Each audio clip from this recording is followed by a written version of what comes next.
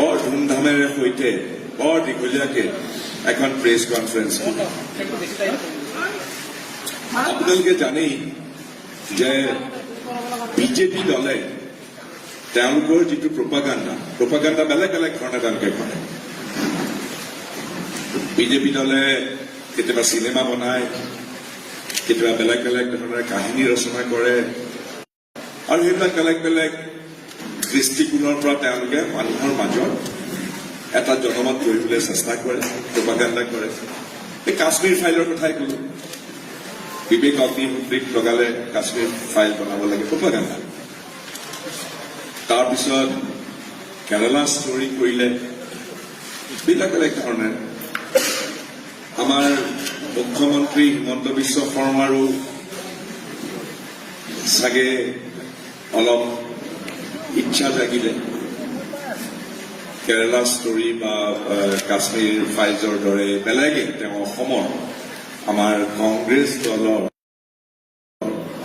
যিজন সভাপতিজনৰ বিৰুদ্ধে একেবাৰে ব্যক্তিগত পৰ্যায়ত গৈ পেলাই তেওঁৰ ডিৰেকশ্যনত খুচুৰি ষ্টৰী এটা, খুচুৰি কাহিনী তেওঁ ৰচনা কৰিবলৈ চেষ্টা কৰিলে ভালেমান দিন। আৰু অৱশেষত গৈ পেলাই তেওঁৰ ৰূপৰ তাছবিলাক যোৱাকালি এই প্ৰেছ কনফাৰেন্সত দেখুৱালে, আৰু সকলোৱে দেখিছে যে তাত কোনো ছাবষ্টেন্স নাই, কোনো প্ৰমাণ নাই। কিছুমান বেলেগ বেলেগ ধৰণেৰে তেওঁ অ'ৰ পৰা আনি তেওঁ এখন তাছপাতৰ ঘৰ সাজিবলৈ চেষ্টা কৰিছে আমাৰ গৌৰৱ গগৈ কেন্দ্ৰ কৰি। তেওঁলোকৰ গোটেই প্ৰেছ কনফাৰেন্সখনত বা তেওঁৰ যিখিনি দোষাৰোপ আমাৰ সভাপতিজনৰ বিৰুদ্ধে তেওঁ কৰিছে, মূল তেওঁৰ বিষয়টো হ'ল এইটো কথা আমাৰ সভাপতি গৌৰৱ গগৈ ডাঙৰীয়াই ক'ব। কাৰণ মই এইটো কথাই কৈছো যে গৌৰৱ গগৈৰ অপৰাধ হ'ল যে তেওঁ পাকিস্তানলৈ গৈছিলে তেওঁৰ পৰিবাৰক লৈ পেলাই বিয়াৰ পিছতে। এতিয়া সেই লৈ পেলাই বহুত কাহিনী তেওঁ ৰচনা কৰিলে। কেৱল মই আপোনালোকৰ জৰিয়তে কেৱল অনুজ্ঞাই দিব খুজিছো, তাৰ আগতেও বিজেপি দলৰ মেধাৱী লোকসকল বেলেগ বেলেগ দেশলৈ গৈছে, পাকিস্তানতো গৈছিলে 2005 চনত। সেই সময়ৰ লিডাৰ অফ অপজিশ্যন পাৰ্লিয়ামেণ্টৰ শ্ৰী LK আদৱানী ডাঙৰীয়া গৈ পেলাই পাকিস্তান পালে, আৰু পাকিস্তানত গৈ পেলাই এই যে হিন্দু মুছলমান কৰি থাকে, যিজন ব্যক্তিয়ে মুছলিম লীগৰ যিজন হোতা মহম্মদ আলী জিন্নাৰ প্ৰশংসা কৰিলেগৈ 2005 চনত, যিজন মুছলিম লীগৰ মহম্মদ আলী জিন্নাই ধৰ্মৰ নামত আমাৰ দেশখন বিভাজন কৰিবৰ কাৰণে তেজৰ নৈ বোৱালে, আমাৰ নিজৰ মাজতে ভাতৃঘাতী সংঘৰ্ষৰ তেওঁ ৰচনা কৰিলে। সেইজন মহম্মদ আলী জিন্নাৰ প্ৰশংসা কৰিছিলে কোনে? বিজেপি দলৰ বুঢ়া নেতা LK আদৱানীয়ে পাকিস্তানত গৈ। আৰু বহুত আছে, এইবিলাক কথা নকলোৱে। বা 2015 চনত আপোনালোকৰ মনত আছে, এতিয়াৰ ভাৰতৰ প্ৰধানমন্ত্ৰী মোদী ডাঙৰীয়াই হঠাতে 8জন MP লগত লৈ পেলাই পাকিস্তান পালেগৈ, লাহোৰ পালেগৈ। তেওঁ পাকিস্তান চৰকাৰে মতা নাছিলে, কোনো ধৰণৰ আমন্ত্ৰণো কৰা নাছিলে, কিন্তু মোদী ডাঙৰীয়াৰ লগত 8জন MP লৈ পেলাই নমতাকৈ নৱাজ শ্বৰীফৰ লগত গৈ পেলাই বিৰিয়ানী খালেগৈ। তেওঁ মতা নাছিলে নৱাজ শ্বৰীফৰ, পাকিস্তান চৰকাৰে মতা নাছিলে, কিন্তু গৈ পেলাই পাকিস্তানত 8জন সাংসদৰ সৈতে বিৰিয়ানী খালে। আৰু এতিয়া আমাৰ যিজন সাংসদ, আমাৰ যিজন অসম প্ৰদেশ কংগ্ৰেছ কমিটিৰ আমাৰ সভাপতি, তেওঁৰ বিৰুদ্ধে এটা কাহিনী ৰচনা কৰি আহি আছে। মই সেইকাৰণে খুচুৰি কাহিনী বুলি কৈছো। খুচুৰিটো আপোনালোকে গম পাইছে। গতিকে এই ফুচুৰি কাহিনী ৰচনা কৰি পেলাই চাৰিওফালৰ পৰা আমাৰ গৌৰৱ গগৈৰ বিৰুদ্ধে কংগ্ৰেছৰ বিৰুদ্ধে এটা কাহিনী তেওঁ উপস্থাপন কৰিছে আৰু কাহিনীটো লৰালৰিকে এতিয়া ইলেকশ্যনৰ আগত কৈছে কৰাৰ কথাটো আছিলে এই 10 ছেপ্টেম্বৰতে পিছুৱাই আছে ইলেকশ্যনৰ আগতে যাতে গৌৰৱ গগৈ বিভিন্ন প্ৰকাৰে যাতে কালিমা সানিব পাৰে পাকিস্তানৰ এজেণ্ট বনাব পাৰে সেইটো হল কাহিনীৰ মূল আণ্ডাৰলাইন ৰিজন এতিয়া গৌৰৱ গগৈ ডাঙৰীয়াই আপোনালোকক ক'ব কিন্তু এইটো কথা ঠিক যে ইমান উখল মাখল কৰি পেলাই ডক্টৰ হিমন্ত বিশ্ব শৰ্মাই কিয় চাৰিওফালে আন্দোলনৰ তেওঁলোকৰ তেনেকে চিম্ফনী অৰ্কেষ্ট্ৰাত কণ্ডাক্টৰজনে ইফালে ইংগিত দিয়ে সিফালে কিবা হয় সিফালে ইংগিত দিয়ে সিফালে ভায়লিন বাজে সিফালে চেটাৰ বাজে তেনেকে তেওঁলোকে এটা চাৰিওফালৰ পৰা আমাৰ গৌৰৱ গগৈৰ বিৰুদ্ধে এনেকুৱা ধৰণৰ কাহিনী ৰচনা কৰিছে কৰি পেলাই সাধাৰণ মানুহক বিপথে পৰিচালিত কৰিবলৈ চেষ্টা কৰিছে আৰু তাৰ মূল উদ্দেশ্যটো আমি সকলোৱে জানো কাৰণ কংগ্ৰেছ দলে এক পৰিৱৰ্তনৰ যাত্ৰা আৰম্ভ কৰিছে এই যে ধোঁৱাৰ বেৰ এখন তৈয়াৰ কৰিছে এফালে হিন্দু মুছলমান এফালে এনেকুৱা ধৰণৰ পাকিস্তান এই ধোঁৱাৰ বেৰৰ অন্তৰালত থাকি তেওঁৰ আচল যি অভিসন কেনেকৈ নিজৰ পৰিয়াল আৰু কেনেকৈ গেং অফ ফ'ৰে কেনেকৈ বেলেগ বেলেগ ধৰণে অসমখনক অপশাসন কৰিছে কেনেকৈ চিণ্ডিকেট ৰাজ কৰিছে কেনেকৈ দুৰ্নীতি অপসাৰণৰ সৈতে অসমখনক বিপথে লৈ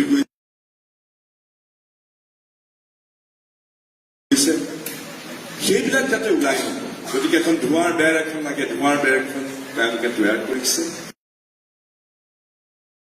আৰু বিশেষকৈ কংগ্ৰেছ দলৰ পৰা যেতিয়া একেবাৰে গোটেইবিলাক আমি উলিয়াই দিলো 12,000 বিঘাৰ মাটি কেনেকৈ গ্ৰাস কৰিছে বহুতো বেনামী সম্পত্তি পৰিয়ালক কেনেকৈ বিভিন্ন ধৰণৰ সৈতে গোটেই দেশৰ ভিতৰতে আটাইতকৈ বেছি সম্পদশালী এটা পৰিয়াল হিচাপে প্ৰতিষ্ঠিত কৰাৰ তেওঁ যিটো আচল মূল যিটো লক্ষ্য সেই লক্ষ্য যেতিয়া কংগ্ৰেছ দলে বেকত কৰি দিলে তেওঁতো উত্তাপন হবই গতিকে এনেকুৱা ধৰণৰ কথা কৰি মানুহৰ গোটেইবিলাক ধ্যান ধাৰণা যাতে গৌৰৱ গগৈৰ প্ৰতি এটা বিৰূপ ধাৰণা হয় গৌৰৱ গগৈ পাকিস্তানী এজেণ্ট গৌৰৱ গগৈ বেলেগ বেলেগ ধৰণেৰে সৈতে কাৰোবাৰ লগত বিদেশী ৰাষ্ট্ৰৰ সহযোগত অসমক অশান্ত কৰিবৰ কাৰণে অসমৰ বিৰুদ্ধে ভাৰতৰ বিৰুদ্ধে কাম কৰি আহিছে এনে বহুত মনে সজা কাহিনী তেওঁ ক'লে যোৱাকালি আমি প্ৰথমতে ভাবিছিলো যে এইবিলাক আমি ব্যাখ্যা নকৰো কিন্তু তেওঁ এনেধৰণে কাহিনী ৰচনা কৰিছে যাৰ কোনো ভিত্তি নাই তথাপিও আমাৰ ফালৰ পৰা এইটো কথা আমি স্পষ্ট কৰি দিছো আমাৰ কংগ্ৰেছ পৰিয়ালৰ ফালৰ পৰা যে তেওঁ যিবিলাক কথা কৈছে সম্পূৰ্ণ ভিত্তিহীন অমূলক আৰু মানুহক বিপথে পৰিচালিত কৰা এটা ফুচুৰি কাহিনী আৰু তাৰ বাহিৰে তেওঁৰ গোটেই কাহিনী যিটো ৰচনা কৰিছে তাৰ কোনো ধৰণৰ ছাবষ্টেন্স নাই কোনো ধৰণৰ মই এইখিনি কথাই সুধো এতিয়া মোৰ সতীৰ্থ ধন্যবাদ বৰদলৈ ডাঙৰীয়া মই সন্মানীয় সাংসদ ৰকিবুল হুছেইন ডাঙৰীয়াক তেখেতৰ বক্তব্য দিবৰ কাৰণে অনুৰোধ জনাইছোঁ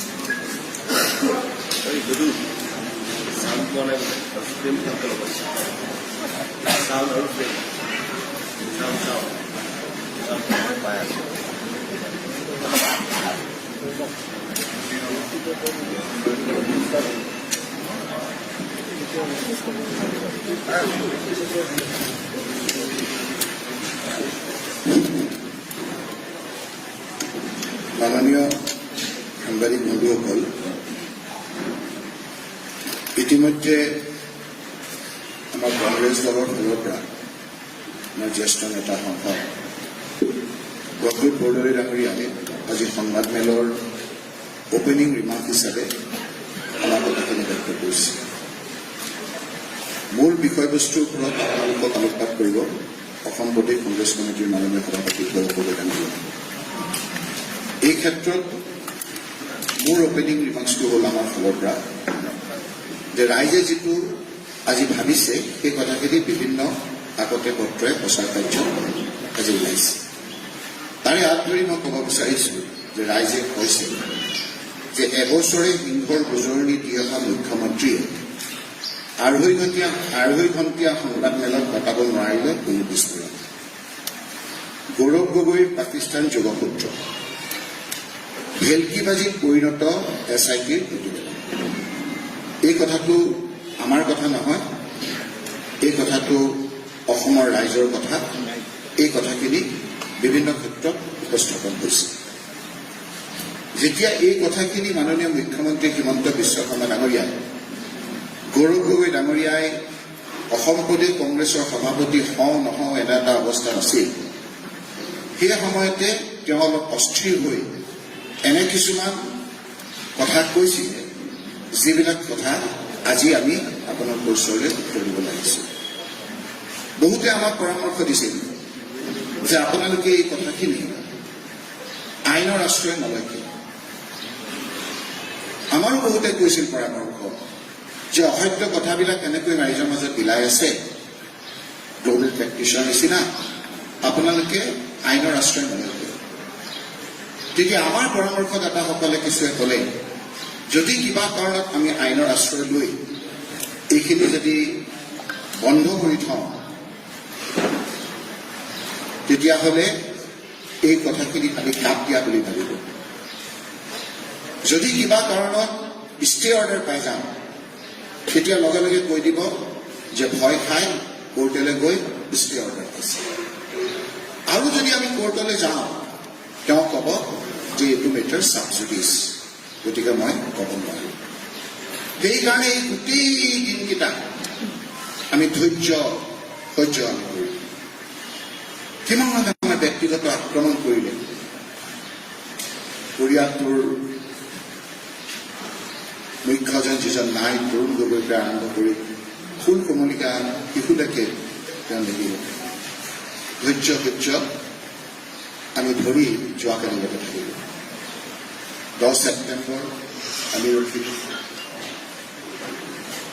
অক্টোবৰ, নৱেম্বৰ, ডিচেম্বৰ, জানুৱাৰী আমি ৰখি ভাগৰুৱা হিচাপে আমি যোৱাকালিলৈকে থাকিলো। থকাৰ মূল বিষয়বস্তুৰ ওপৰত নিশ্চয়কৈ আপোনালোকে সুধিব, প্ৰতিটো কথাৰ উত্তৰ আজি দিয়াৰ সময় হৈছে আমি দিম। কিন্তু আজিৰ মূল কথাটো হ'ল যে ইমান দিন আমি আইনৰ আশ্ৰয় লৈ নাছিলোঁ। যেতিয়া ফুল কোমলীয়া শিশুকেইটাৰ ওপৰতো আক্ৰমণ চলিল, তেতিয়া আমাক ৰাতিপুৱা মোক বহুতে ক'লে, যিখিনি কথা মই আপোনালোকৰ ওচৰত ক'ব বিচাৰিছোঁ, যে অসমৰ ভাৰতবৰ্ষত আমি এটা আইনৰ মাজেদি চলিম। যেতিয়া আমি অসুৰক্ষিত বুলি ভাবোঁ, তেতিয়া এটাই আমাৰ আইন, স্পষ্টকৈ আইনত লিখা আছে, the juvenile justice care and protection of children act 2015, যাক চৰ্টত জুভেনাইল জাষ্টিচ এক্ট 2015 বুলি।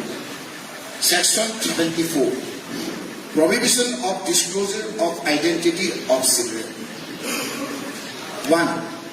No report in any newspaper, magazine, news sheet or audiovisual media or other forms of communication regarding any inquiry or investigation or judicial procedure shall disclose the name, address or school or any other particular which may lead to the identification of a child, conflict with law, or a child in need of care and protection, or a child victim or witness of a crime involved in such matter under any other law for the time being in force, nor shall the picture or any charge shall be published. যদি কোনোবা থাকেও কৰিব নোৱাৰে, বাচ্চা শিশু provision আছে, তেওঁলোকৰ ক্ৰাইমৰ কি আপোনাৰ শাস্তি হ'ব তাৰো প্ৰভিজন আছে। এটা হ'ল মই কৰিলো যে জুভেনাইল জাষ্টিচ প্ৰটেকশ্যন এক্ট, আকৌ এটা আছে আমাৰ যিটো পক্সো বুলি কওঁ, পক্সো আইনতো এটাৰ বাধা আছে। তাৰ পিছতো মই পঢ়ি দিব পাৰোঁ ইয়াত কেনেকৈ এনি পাৰ্চন হু এইটো কৰিলে কি ক্ৰাইম হয়, কি শাস্তি হয় ইয়াত আছে। আজি হয়তো আমি আইনজ্ঞৰ লগত কথা পাতিবলগীয়া হ'ব যে শিশুটোৱে কি কৰিলে। এনেকুৱা ধৰণৰ মানুহ ওলাব, এনেকুৱা ধৰণৰ কথা বতৰা কৈ অশান্তিৰ সৃষ্টি কৰিব বুলি ভাবিয়ে আজি এনেধৰণৰ আইন বনাইছে। তৰুণ গগৈ মৰা মানুহটোকো এৰি দিয়া নাছিল। সেই মানুহটোৱে এই মুখ্যমন্ত্ৰীৰ হাতত ধৰি ডাঙৰ দীঘল কৰিছিল ৰাজনৈতিকভাৱে। প্ৰথমবাৰ মুখ্যমন্ত্ৰী ডাঙৰীয়াই এছেম্বলিটো হাৰাৰ পিছত যেতিয়া তৰুণ গগৈ ডাঙৰীয়াৰ ওচৰ চাপিলে, বহুত বাধা বিঘিনি, আমাৰো বহুতে বাধা বিঘিনি কৰাৰ পাছত নিজৰ ল'ৰা হিচাপে সমষ্টিলৈ গৈ তেওঁক জিকালে। বহুত বাধা বিঘিনি আমাৰ পিছত থকাৰ পিছতো তেওঁক মন্ত্ৰী লয়। এই কথাবিলাক আজি বিষয়বস্তু নহয়, মই কওঁ আপোনালোকে ৰাজ্যিক মন্ত্ৰী কৰিলে। আমাৰ বহুত চিনিয়ৰ মানুহে বেয়া পোৱাৰ পিছতো তেখেতক কেবিনেট মন্ত্ৰী কৰিলে। আনকি আমাৰ উৰ্ধতন কৰ্তৃপক্ষই ড্ৰপ দিবলৈ কোৱাৰ পাছতো তেওঁক ড্ৰপ নিদিয়ে। আজি সেইকাৰণে বহুতে কৈছে, তেওঁক কৈছিলেহে মই যে আপুনি কিন্তু গাখীৰ খুৱাই হাত কৰিছে। আজি গাখীৰ খুৱাই যে হাত কৰিছে নিশ্চয় কৰিব। আজি তেওঁ আমাৰ ইয়াত নাই, নিশ্চয় তেওঁ চকুলৈ ওলাইছে আৰু নিশ্চয়কৈ তেওঁ পুত্ৰক কৈছে যে মোৰেই ভুল হৈছিলে, মই আজি গাখীৰ খুৱাই হাত কৰিছোঁ, কোনো চিন্তা নকৰে, মোৰ আশীৰ্বাদ আছে। কিন্তু এই যে হাত, আমি অসমীয়া ভাষাৰ কথা কওঁ ঘোঁৰা সাপৰ ফুচফুচনি, ঘোঁৰা সাপৰ ফুচফুচনি অসমৰ মানুহ বিচলিত নহয়। এই কথাখিনি আপোনালোকৰ যোগেদি আমি আজি কৈছোঁ। ইমান দিন কিয় কোৰ্টলৈ যোৱা নাই বহুতে প্ৰশ্ন কৰে। এইকাৰণে যোৱা নাই যে মুখ্যমন্ত্ৰী ডাঙৰীয়া মুকলিকে যি ইনভেষ্টিগেশ্যন কৰে সকলো কৰি তেওঁ আমাক আজি কথাখিনি মুকলিকে কোৱাৰ কাৰণে আমি দিছিলোঁ। আৰু পিছত দেখা গ'ল যে সকলোৱে কৈছে যে ফালকিবাজি কৰিছে আৰু সেইকাৰণে তেওঁ আজি তেওঁৰ মূল মানুহখিনিও তেওঁৰ লগ এৰিছে। মাত্ৰ 3-4জনৰ বাহিৰে আজি মূল বিজেপিসকলেও এই ক্ষেত্ৰত যে ভাল পোৱা নাই, এই পৰ্যায়ত যে ৰাজনীতি কৰিব নালাগে এই কথাখিনি আমি নালাগে। বিজেপিৰ যিখিনি দায়িত্বশীল ব্যক্তি আছে সেইসকলেও কৈছে মোৰ ক'বলগীয়াখিনি আজিৰ তাৰিখত যিমান, আৰু যদি ইয়াৰ বিষয়বস্তুৰ ওপৰত ব্যক্তিগতভাৱে কিবা সুধিব খোজে মই বাহিৰত আপোনালোকক কম। এতিয়া মোৰ এইখিনি কৈ মই এতিয়া বেদব্ৰত পৰা মই মোৰ মাইকটো আগবঢ়াই দিছোঁ। ধন্যবাদ প্ৰতিগৰাকী মানুহে। মই সন্মানীয় সভাপতি শ্ৰী গৌৰৱ গগৈ ডাঙৰীয়াক তেখেতৰ বক্তব্য আপোনালোকৰ কাৰণে অনুৰোধ কৰিছোঁ। নমস্কাৰ। ইয়াত উপস্থিত থকা মাননীয় সাংসদ ৰকিবুল হুছেইন ডাঙৰীয়া, মাননীয় সাংসদ প্ৰদ্যুৎ বৰদলৈ ডাঙৰীয়া, অসম ৰাজ্যিক সেৱা দলৰ সভাপতি দীপায়ন ডাঙৰীয়া, উপস্থিত থকা মিডিয়া চেলৰ সভাপতি বেদব্ৰত বৰা ডাঙৰীয়া আৰু উপস্থিত থকা সাংবাদিক বন্ধু,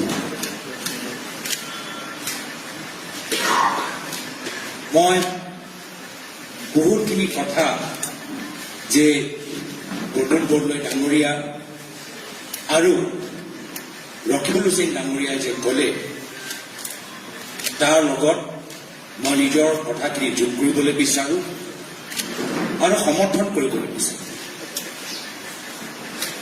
প্ৰথম কথাটোৱে হ'ল যে যোৱাকালি যি 2.5 ঘণ্টা সংবাদমেলত মুখ্যমন্ত্ৰীয়ে দেশৰ আৰু ৰাজ্যৰ সাংবাদিকসকলক সম্বোধন কৰিলে, তাৰ মূল কাৰণ হৈছে যোৱা 6 মাহত কংগ্ৰেছ দলৰ বৃদ্ধি পোৱা গতি। যোৱা 6 মাহত কংগ্ৰেছ দলে যিদৰে অসমৰ চুকে কোণে বুথৰ পৰা জিলা পৰ্যায়লৈকে নিজৰ সংগঠন সবল কৰিছে, আমাৰ কথাখিনি ৰাইজৰ ওচৰত লৈ যাবলৈ সক্ষম হৈছে আৰু বিভিন্ন ধৰণৰ ঘাত প্ৰতিঘাত নিয়চি, ভয় ভাবুকি নিয়চি সাহসেৰে এই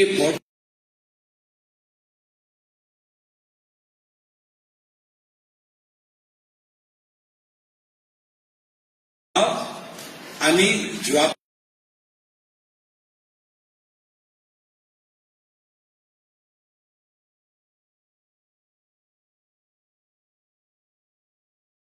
কালি প্ৰদ্যুৎ বৰদলৈ ডাঙৰীয়া কোৱাৰ দৰে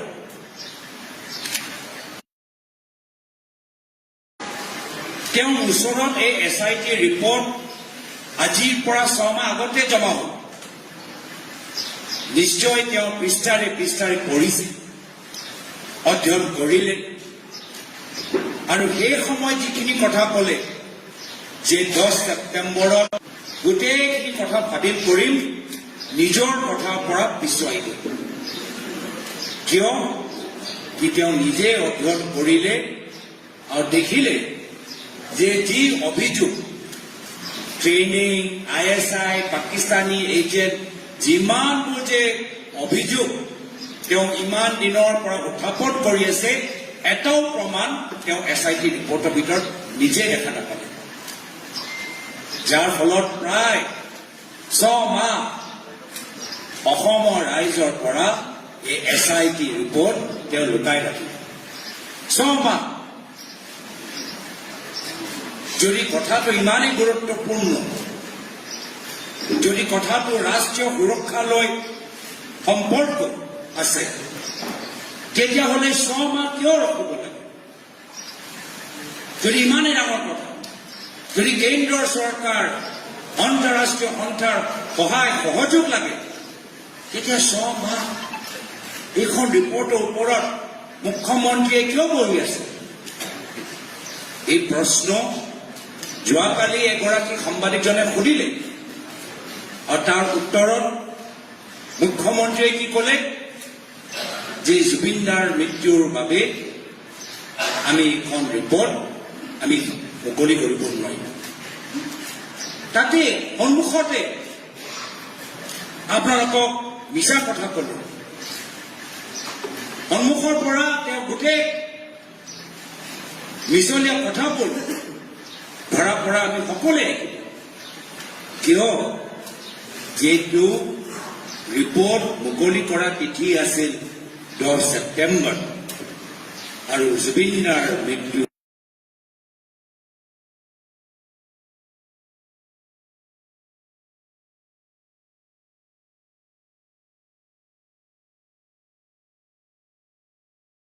কেন্দ্ৰৰ চৰকাৰক ৰেখক তাৰ কাৰণ হ'ল যে তেওঁ নিজে দেখিলে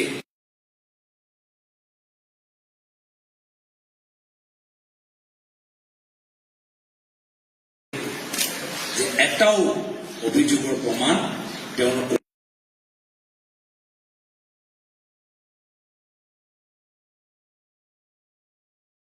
ওচৰত নাই আৰু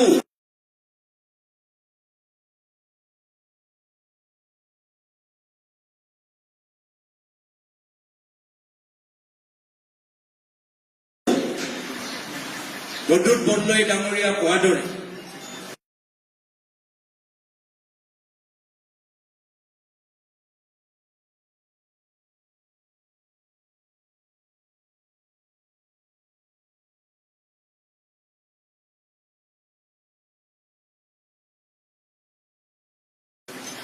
তেওঁ ভাবিছিল যে মই একদম নিৰ্বাচনৰ শেষৰ ফালে এৰিম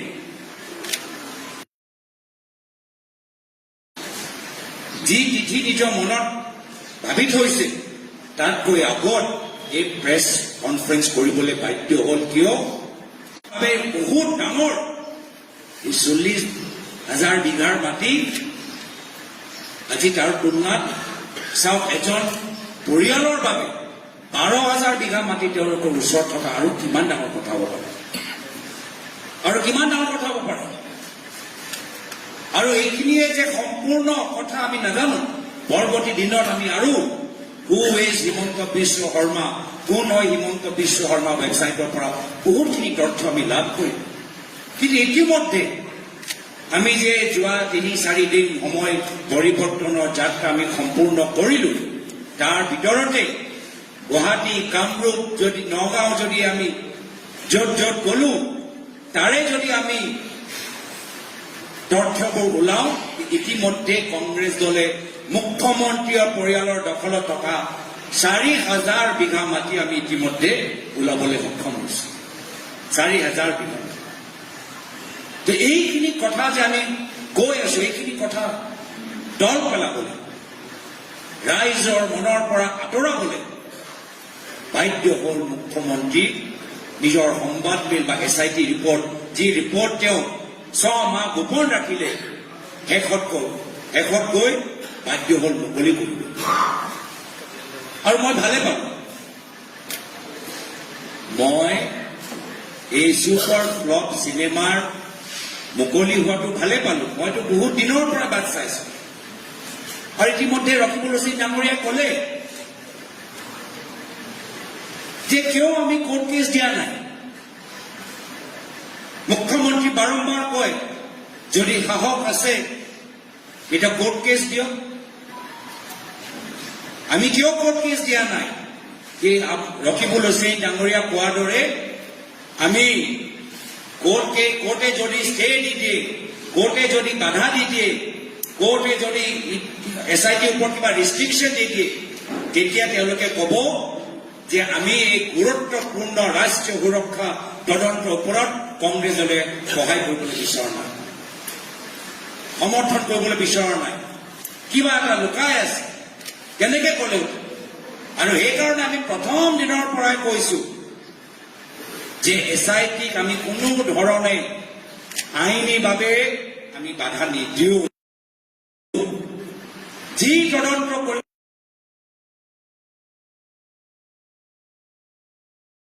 লাগে তদন্ত কৰক আমি SIT ৰিপৰ্টটো মুকলি হোৱাটো বিচাৰো কিয় যিহেতু আমাক এই হেডলাইনটো লাগিছে আমাক এই হেডলাইনটো লাগিছে এই শব্দ ভেলকিবাজি এই শব্দ যে আজি ৰাইজৰ মাজত প্ৰচলিত হৈছে এই ফলাফলৰ বাবে আমি কোনো ধৰণৰ আইনী সহায় আমি লোৱাটো বিচাৰো এয়া হ'ল আমাৰ পলিটিকেল সাকসেছ আমি কোৱা নাই জনসাধাৰণৰ মাজত অখিল গগৈয়ে কয় বেহাৰবাৰী আউটপোষ্ট দুটাই কি কথা বুলি হুঁচৰি কাহিনী মই ক'লো ছুপাৰ ফ্লপ আৰু বিভিন্ন মাধ্যমৰ মাজত আলোচনা ভেলকিবাজি এয়া হ'ল আমাৰ সাকসেছ আৰু সেইকাৰণে মই ভাল পালো যে মুখ্যমন্ত্ৰী আমাৰ জালত ভৰি দিলে SIT ৰিপৰ্ট মুকলি কৰিলে প্ৰায় 2.5 ঘণ্টা তেওঁ দীঘলীয়া কথাবোৰ ক'লে এটাও প্ৰমাণ তেওঁ দিব নোৱাৰিব আপোনালোকে সাংবাদিকৰ প্ৰশ্নবোৰ শুনিব মই ভাল পালো যোৱাকালি যিবোৰ সাংবাদিকসকলে তাত উপস্থিত আছিল কিছুমানৰ মই প্ৰশ্ন শুনিলো তেওঁলোকৰ প্ৰশ্নৰ পৰা আমি বুজি পাওঁ যে তেওঁলোকে কনভিন্স হোৱা নাই ইমান দীঘলীয়া সংবাদমেল পাতি মুখ্যমন্ত্ৰী দিল্লীৰ পৰা মাতি আনি সাংবাদিকসকলকো তেওঁ কনভিন্স কৰিব নোৱাৰিলে এইকাৰণে এই সংবাদমেলে কি মুকলি কৰিলে এই সংবাদমেলে মুকলি কৰিলে যে মুখ্যমন্ত্ৰী যে নিজকে খুব ডাঙৰ চাণক্য যে ভাবে তেওঁ কোনো ধৰণৰ চাণক্য নহয় যথেষ্ট দুৰ্বল তেওঁ দুৰ্বলতা প্ৰকাশ কৰে কেনে ধৰণৰ দুৰ্বলতা তথ্যৰ দুৰ্বলতা কেতিয়াবা কয় 15 দিনৰ বাবে গলো আকৌ যোৱাকালি ক'লে 10 দিনৰ বাবে কেতিয়াবা ক'লে যে সাংসদ হিচাপে গলো চৰকাৰৰ অনুমতি নললো এতিয়া যোৱাকালি ক'লে যে সাংসদ হৈ যোৱা আগত গলো কেতিয়াবা ক'লে কোনোৱে গম নাপায় ভাৰত চৰকাৰ গমেই নাপায় আৰু নিজে ক'লে যে ভাৰত পাকিস্তান যে সীমা য'ত ভাৰতৰ ফালে আমাৰ চৰকাৰী বিষয়াবোৰ থাকে আমাৰ বৰ্ডাৰ আমাৰ কাষ্টমছৰ অফিচাৰবোৰ থাকে তেওঁলোকক পাছপৰ্ট দেখাই সেই বৰ্ডাৰৰ পৰা মই ক্ৰছ কৰিলো কোনটো বৰ্ডাৰ যি বৰ্ডাৰৰ ভিতৰত আমাৰ ভাৰতৰ আমাৰ অফিচাৰবোৰ থাকে। তেওঁ কি দেখালে? তেওঁ নিজৰ সাহসৰ দুৰ্বলতা দেখালে। ইমান তললৈ গ'ল যে মোৰ 5 বছৰীয়া 9 বছৰীয়া ল'ৰা ছোৱালী যি ডিটেইলছ আমি মুকলি কৰিব নোৱাৰো, ৰাজহুৱা কৰিব নোৱাৰো, সেইখিনি তেওঁলোকে যোৱাকালি সংবাদ মাধ্যমত মুকলি কৰিব। মই বাৰম্বাৰ কৈছো আৰু মই মুখ্যমন্ত্ৰীক সকীয়াই দিবলৈ বিচাৰিছো, আপোনাৰো ল'ৰা ছোৱালীৰ কথা আমি জানো আৰু সেইখিনি কথা মই ক'বলৈ বিচৰা নাই। সমগ্ৰ গুৱাহাটীৰ মানুহৰ মাজত আপোনালোকৰ ল'ৰা ছোৱালীৰ কি কেনেকৈ কি হৈছে কি হোৱা নাই সকলোৱে জানে। মোক বাধ্য নকৰাব, মোক বাধ্য নকৰাব। আইনীভাৱে আজি এই যে জুভেনাইল জাষ্টিচৰ এক্টৰ যি ছেকশ্যন 74ৰ কথা ৰকিবুল হুছেইন ডাঙৰীয়াই উল্লেখ কৰিলে, তাৰ ওপৰত নিশ্চয় আমি আইনীভাৱে কি কৰিব পাৰোঁ আমি আমাৰ দিল্লী লিগেল চেলৰ লগত আলোচনা কৰোঁ। কিন্তু আমি পুনৰবাৰ অসমৰ জনসাধাৰণে দেখা পালোঁ কি কিয় হিমন্ত বিশ্ব শৰ্মা ডাঙৰীয়া অসমৰ মুখ্যমন্ত্ৰীৰ গাদীৰ ওপৰত বহা এজন উপযুক্ত ব্যক্তি নহয়। তেওঁ যোগ্য নহয় অসমৰ মুখ্যমন্ত্ৰীৰ চকীৰ ওপৰত বহা। যি চকীৰ ওপৰত লোকপ্ৰিয় গোপীনাথ বৰদলৈদেৱ বহিছিল, যি চকীৰ ওপৰত প্ৰয়াত শৰৎ সিংহদেৱ বহিছিল, যি চকীৰ ওপৰত প্ৰয়াত বিমলা প্ৰসাদ চলিহাদেৱ বহিছিল, যি চকীৰ ওপৰত প্ৰয়াত সুদেশ্বৰ শইকীয়াদেৱ বহিছিল, যি চকীৰ ওপৰত প্ৰয়াত তৰুণ গগৈদেৱে বহিছিল, এই চকী অলংকৃত কৰা যোগ্য ব্যক্তি হিমন্ত বিশ্ব শৰ্মা ডাঙৰীয়া নহয়। তেওঁ দেখাই দিলে। আজি বাৰম্বাৰ তেওঁলোকৰ কথা, বাৰম্বাৰ তেওঁলোকৰ ব্যৱহাৰ অসমৰ জনসাধাৰণক লজ্জিত কৰিছে। এটাৰ ওপৰত এটা তেওঁলোকৰ ওপৰত সমগ্ৰ ভাৰতৰ ভিতৰত কেছ দিবলৈ মানুহবোৰ ওলাই আহিছে। কিয়? আজি যি ধৰণৰ কথাবোৰ এটা বিশেষ সমাজৰ প্ৰতি তেওঁ ব্যৱহাৰ কৰে, যি ধৰণৰ ছ'চিয়েল ভিডিঅ' তেওঁ নিজৰ টুইটাৰ যোগেদি প্ৰচাৰ কৰে, সম্পূৰ্ণভাৱে ইলিগেল, সম্পূৰ্ণভাৱে অপৰাধ, যাৰ ওপৰত সুপ্ৰিম কোৰ্ট, চিফ ছেক্ৰেটাৰী, ডিজিপিয়ে নিজে কগনিচেঞ্চ লৈ সুমোটো এটা কেছ কৰিব লাগে। মুখ্যমন্ত্ৰীক মই দ্বিতীয়বাৰ সকীয়াই দিছো যে মোৰ বিৰুদ্ধে ৰাজনৈতিকভাৱে হওক বা নিজৰ গুণ্ডা বাহিনীৰ জৰিয়তে হওক মোৰ ওপৰত যিমান আক্ৰমণ কৰিবলৈ বিচাৰে কৰক, সহ্য কৰাৰ তাকত মোৰ ওচৰত আছে।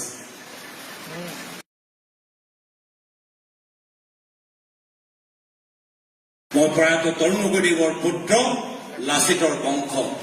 হিমন্ত বিশ্ব শৰ্মাৰ ৰাজনৈতিক অৰাজনৈতিক গুণ্ডা বাহিনীৰ আক্ৰমণ কৰা মই ভয় নকৰোঁ। কিন্তু যদি আমাৰ কংগ্ৰেছ দলৰ কৰ্মীৰ ওপৰত আক্ৰমণ কৰা যায়, যদি আমাৰ অসমৰ ভাৰতীয় নাগৰিকৰ ওপৰত আক্ৰমণ কৰা যায়, যদি আপোনালোকে মানুহৰ মাজত হিংসা সৃষ্টি কৰা এনেকুৱা ধৰণৰ কিছু কথাবোৰ কয়, এনেকুৱা কিছুমান ছ'চিয়েল মিডিয়াৰ যোগেদি ভিডিঅ' আপোনালোকে যদি প্ৰচাৰ কৰে, তেতিয়া শেষৰ লোকে মই আপোনাৰ পিছে পিছে মই থাকিম, মই এৰি নিদিওঁ, মই এৰি নিদিওঁ। সেইকাৰণে মোৰ ওপৰত যি কৰিব লাগে কৰক। হ'ব পাৰে সেইকাৰণে আমাৰ পূৰ্বে যিমানবোৰ প্ৰদেশ কংগ্ৰেছৰ সভাপতিসকল আছিল, সকলোকে বিৰোধী দলৰ সভাপতি হিচাপে সেইখিনি দিছে কিন্তু মোৰ ক্ষেত্ৰত যেতিয়াৰ পৰা মই প্ৰদেশ কংগ্ৰেছ সভাপতি হৈছো সেই যি প্ৰটেকশ্যন মোৰ আগৰ প্ৰাক্তন সভাপতিসকলে পাইছে পুলিচৰ মই পোৱা নাই বহুতে কয় গৌৰৱ গগৈ প্ৰদেশ কংগ্ৰেছ সভাপতি সমাধান হওক সন্ধিয়া আপোনালোকে ওলাই নাযাব ৰাতি আপোনালোকে বেছি ঘূৰা নঘূৰিব আমি কিবা খবৰ পাইছো হ'ব পাৰে আপোনালোকৰ লগত পুলিচ নাই ল'ৰাবোৰ লৈ যাওক যিসকল আমাৰ শুভচিন্তক যিসকলে এইখিনি কথা কৈছে নিশ্চয় কিবা এটা ইংগিত পাইছে দিছপুৰৰ পৰা নিশ্চয় কিবা বাতৰি তেওঁলোকৰ কাণত পৰিছে আৰু সেইকাৰণে আমাৰ শুভচিন্তক হিচাপে আমাক এইখিনি কথা কৈছে আৰু হ'ব পাৰে এটা পৰিস্থিতি মুখ্যমন্ত্ৰীয়ে অসমৰ ভিতৰত সৃষ্টি কৰিবলৈ চেষ্টা কৰিছে কিন্তু আমি ভয় নকৰোঁ আমি আগবাঢ়ি যাম আমি অসমৰ ৰাইজৰ স্বাৰ্থত আমি আগবাঢ়ি যাম আজি এই সংবাদমেল আমি মুখ্যমন্ত্ৰীক প্ৰতিক্ৰিয়া দিবলৈ দিয়া নাই অসমৰ জনসাধাৰণক সন্মান কৰি তেওঁলোকৰ মাজত যে কোনো ধৰণৰ বিভ্ৰান্তি নহয় এই বিভ্ৰান্তি আঁতৰাবলৈ আমি এই সংবাদমেল পাতিছোঁ সাংবাদিকসকলৰ যে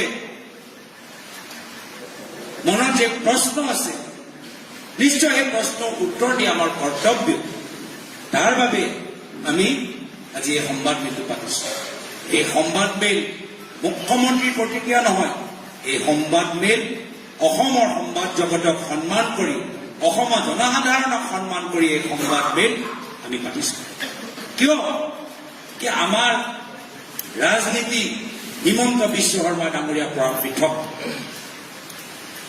মই ৰাজনীতিক নিজৰ পৰিবাৰৰ নামত ৰিজৰ্ট চেনেল খুলিবলৈ মই সোমোৱা নাই তেওঁ মোৰ পৰিবাৰে নিজৰ চাকৰি কৰি আছে নিজৰ দেশখন এৰি আজি ভাৰতৰ ভিতৰত আজি আমাৰ ঘৰখন চলাই আছে আৰু তেওঁ স্বাধীনতা আছে আৰু তেওঁ মোৰ ল'ৰা ছোৱালীক বাদ আৰু তেখেতে মোৰ ল'ৰা ছোৱালীক ডাঙৰ কৰিছে এজন ৰাজনীতিবিদ হিচাপে আমি সকলোৱে নিজৰ পৰিয়ালৰ পৰা আঁতৰত থাকোঁ মই নিজে সৰুকালত মোৰ নিজৰ দেউতাক মই দেখাই নাই বেছিভাগ মোৰ দেউতা অসমৰ ৰাইজৰ মাজত আছে কেতিয়াবা প্ৰদেশ কংগ্ৰেছ সভাপতি হিচাপে কেতিয়াবা এগৰাকী সাংসদ হিচাপে মোক ডাঙৰ কৰিলে মোৰ মায়ে আৰু মাৰ বাবে আজি মই ইমান ডাঙৰ আজি মই ক'বলৈ আৰু আপোনালোকৰ সন্মুখত আহিছোঁ একেৰাহে মোৰ পৰিবাৰে মোৰ ল'ৰা ছোৱালীক ডাঙৰ কৰিছে আৰু যি সময়ত মোৰ ল'ৰা ছোৱালী 18 বছৰ নাপায় তেখেতৰ দায়িত্ব তেখেতৰ জীৱনৰ লৈ নিৰ্ণয় মই তেওঁলোকৰ মাতৃৰ ওপৰত এৰি দিছোঁ আৰু যেতিয়া 18 বছৰ তেওঁলোকে অতিক্ৰম কৰিব তেতিয়া তেওঁলোকে স্বাধীন মনেৰে তেওঁলোকে সিদ্ধান্ত ল'ব যি এটা উদ্দেশ্য এতিয়া মই জানো যে হিমন্ত বিশ্ব শৰ্মা ডাঙৰীয়া তেওঁ নিজৰ ভাগিনকি ভাৰতীয় নাগৰিকতা এৰিলে নেকি মই জানো বিজেপি চৰকাৰৰ ভিতৰত উচ্চ স্তৰৰ মন্ত্ৰী উচ্চ স্তৰৰ চৰকাৰী বিষয়া মই নাম নলওঁ তেওঁলোকৰ ল'ৰা ছোৱালীবোৰ নিজৰ ইণ্ডিয়ান পাছপৰ্ট চাৰেণ্ডাৰ কৰিল ডাঙৰ ডাঙৰ পদত থকা বিজেপি মন্ত্ৰী কিয় ইণ্ডিয়ান পাছপৰ্ট লৈ তেওঁলোকে উচিয়াই থাকিব পাৰিলে কিন্তু এই ধৰণৰ কথা আমি যাবলৈ নিবিচাৰোঁ কিন্তু মুখ্যমন্ত্ৰীয়ে এইখিনি কথা কৈছে এয়া হ'ল তেওঁলোকৰ আদৰ্শ মই মোৰ প্ৰয়াত পিতৃ তৰুণ গগৈদেৱৰ আদৰ্শ লৈ মই ৰাজনীতিত কৰি দিছোঁ সম্পত্তিৰ বাবে নহয় ধনৰ বাবে নহয় হয় ক্ষমতা আমাক লাগে ৰাজনীতিত আমি ক্ষমতা বিচাৰিছোঁ কিন্তু কাৰ কাৰণে ব্যক্তিগত স্বাৰ্থৰ বাবে নহয় অসমৰ সমাজৰ ভিতৰত এটা ভাল প্ৰভাৱ পেলাবলৈ আমাক ক্ষমতা লাগে যে যি ৰাজনৈতিক পথৰে প্ৰয়াত তৰুণ গগৈদেৱ অসমৰ বিভিন্ন জনগোষ্ঠী জনজাতিক সন্মান প্ৰদান কৰিলে কোচ ৰাজবংশী আহোম মৰাণ মটক মিচিং চুতীয়া বঙালী ভোজপুৰী সকলোকে একে চকুৰে মৰম কৰিলে সেই আদৰ্শ লৈ তেখেতৰ অনুপস্থিতিত আমি সেই বাতাবৰণ আমি সৃষ্টি কৰিবলৈ বিচাৰোঁ মই অলপ দিন আগতে তেজপুৰ ইউনিভাৰ্চিটিৰ পৰা আহিলোঁ আৰু মোক মনত পৰে বহুত বছৰ আগতে যেতিয়া তেজপুৰ ইউনিভাৰ্চিটিলৈ মই গৈছিলোঁ এজন ছাত্ৰই মোক সুধিছিলে যে আপুনি ৰাজনীতিত কিয় ভৰি দিলে, সাংসদ হোৱা মনৰ কামনা কিয়? এই প্ৰশ্ন উত্তৰ দিলো, মই ৰাজনীতিত ভৰি দিছো, এজন সাংসদ হবলৈ বিচাৰো।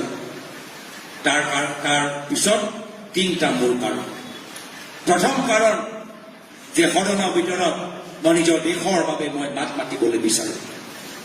দ্বিতীয় কাৰণ, সদনৰ ভিতৰত মই মোৰ অসমৰ আই বাবে মই মাত মাতিবলৈ বিচাৰো। তৃতীয় কাৰণ, মই যি সমষ্টিৰ পৰা ৰাইজৰ আশীৰ্বাদ লৈ আহিছো, সেই সমষ্টিৰ ৰাইজৰ হৈ মই মাত মাতিবলৈ বিচাৰো। আৰু সেইকাৰণে মই ৰাজনীতিত ভৰি দিছো। আৰু ৰাজনীতিত ভৰি দিয়াৰ লগে লগে মোৰ এটা কথা সদায় মোৰ ঘৰত মোৰ মায়ে মোক কয় কি তোমাৰ দেউতাই বহুত কষ্ট কৰি অসমৰ জনসাধাৰণৰ মাজত এটা সুনাম সৃষ্টি কৰিছে। তুমি ৰাজনীতিত ক'ব বিভিন্ন ধৰণৰ বেয়া বেয়া কথাও, বেয়া বেয়া মুখ্যমন্ত্ৰীৰ পুত্ৰ হিচাপে সদায় কেমেৰাৰ চকু তোমাৰ ওপৰত থাকিব। তুমি কেতিয়াও এনেকুৱা এটা কাম নকৰিবা যাৰ বাবে তোমাৰ পিতৃ লজ্জিত হ'ব পাৰে, যাৰ বাবে তোমাৰ পিতৃৰ সুনাম, সেই সুনাম ওপৰত দাগ লাগিব পাৰে। এটাও সিদ্ধান্ত মই না আগতে না পৰৱৰ্তী দিনত ল'ম যাৰ বাবে মোৰ প্ৰায়ত পিতৃ ধৰ্মগতি মোৰ সুনাম। আৰু সেইকাৰণে আমি অসমৰ জনসাধাৰণৰ ওপৰত আমি বিচাৰ কৰিবলৈ আমি ক্ষমতাটো এৰি দিছো। অসমৰ জনসাধাৰণে ভালদৰে জানে কোন সঁচা কোন মিছা। অসমৰ জনসাধাৰণে ভালদৰে জানে কোন দুৰ্নীতিগ্ৰস্ত কোন নিকা। অসমৰ জনসাধাৰণে ৰাইজৰ আদালতত আগন্তুক বিধানসভা নিৰ্বাচনত ৰাইজে সিদ্ধান্ত ল'ব যে হিমন্ত বিশ্ব শৰ্মাৰ ৰাজনীতিয়ে ৰাইজে আৰু 5 বছৰ চাবলৈ বিচাৰে নে আমাৰ সকল যিসকলে আমি প্ৰায়ত তৰুণ গগৈ, প্ৰায়ত হিতেশ্বৰ শইকীয়াদেৱৰ আদৰ্শৰ পৰা নিজৰ ৰাজনৈতিক যাত্ৰা আৰম্ভ কৰিছো। আৰু তেওঁলোকৰ আদৰ্শ, তেওঁলোকৰ সেই আধৰুৱা সপোন আমি বাস্তৱ কৰিবলৈ বিচাৰো। এই প্ৰায়ত হিতেশ্বৰ শইকীয়া, প্ৰায়ত তৰুণ গগৈদেৱৰ ৰাজনীতি বিচাৰে, ৰাইজে বিচাৰ কৰিব। এইখিনি কথা মই আৰম্ভণিত ক'লো। নিশ্চয় আমাৰ সাংবাদিকসকলৰ ওচৰত কিছু প্ৰশ্ন আছে। বেদব্ৰত বৰা ডাঙৰীয়া, আপুনি এজন এজনকৈ আপুনি নিজে যাৰ যাৰ নাম ল'ব, তেখেতৰ প্ৰশ্নটো আমি শুনিম। আশা কৰোঁ সকলোৱে প্ৰশ্ন কৰিব পাৰিব। এজন ব্যক্তিয়ে যে বাৰম্বাৰ প্ৰশ্ন, 5বাৰ প্ৰশ্ন, বাকীকেইজনে যে কৰিব নোৱাৰে, তেনেকুৱা এটা পৰিস্থিতি যে নহয়, তাৰ বাবে আমি বেদব্ৰত বৰাৰ ওপৰত এৰি দিছোঁ। আৰু কিছুমান কথা আমি অপেনিং ৰিমাৰ্কছত ক'লোঁ, কিছুমান এতিয়াও কিছুমান 6টো আমি মাৰিলোৱে, কিছুমান 6 এতিয়া কুৱেশ্যন আনচাৰৰ কাৰণে আমি এৰি থৈ গৈছোঁ।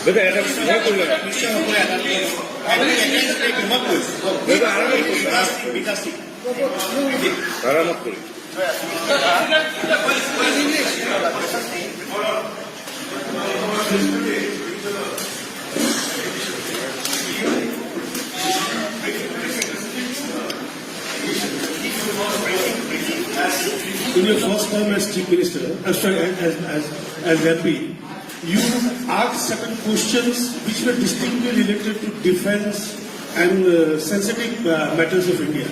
He was basically pointing out how does this concern to an MP from a far-flung state like Assam. So he was just joining the dots like that you are helping someone by asking those questions. मैं इसका जवाब हिंदी में दे देता हूं। कल मुख्यमंत्री हिमंत बिश्व शर्मा के 2.5 घंटे के संवाद मेल में उन्होंने एक भी ऐसा प्रमाण नहीं दे पाए जो ये साबित कर सकता है कि मैं किसी दूसरे देश का एजेंट हूं। उन्होंने गोल मोल करके बातों को बताया।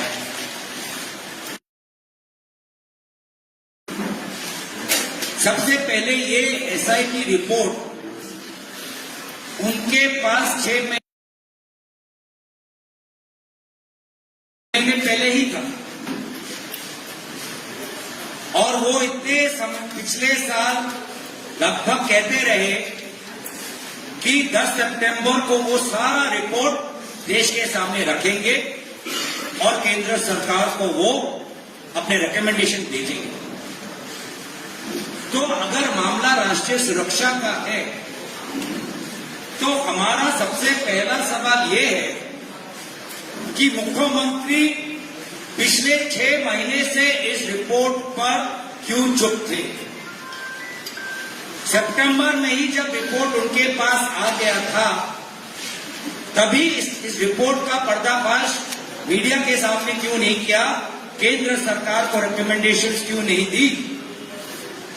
इसका वजह सिर्फ ये है कि उन्होंने खुद उस रिपोर्ट को पढ़ा और देखा कि उनके द्वारा गठित एसआईटी में इतने महीनों के बाद भी कोई एक प्रमाण लाने में, कोई एक सबूत लाने में सफल नहीं हुई।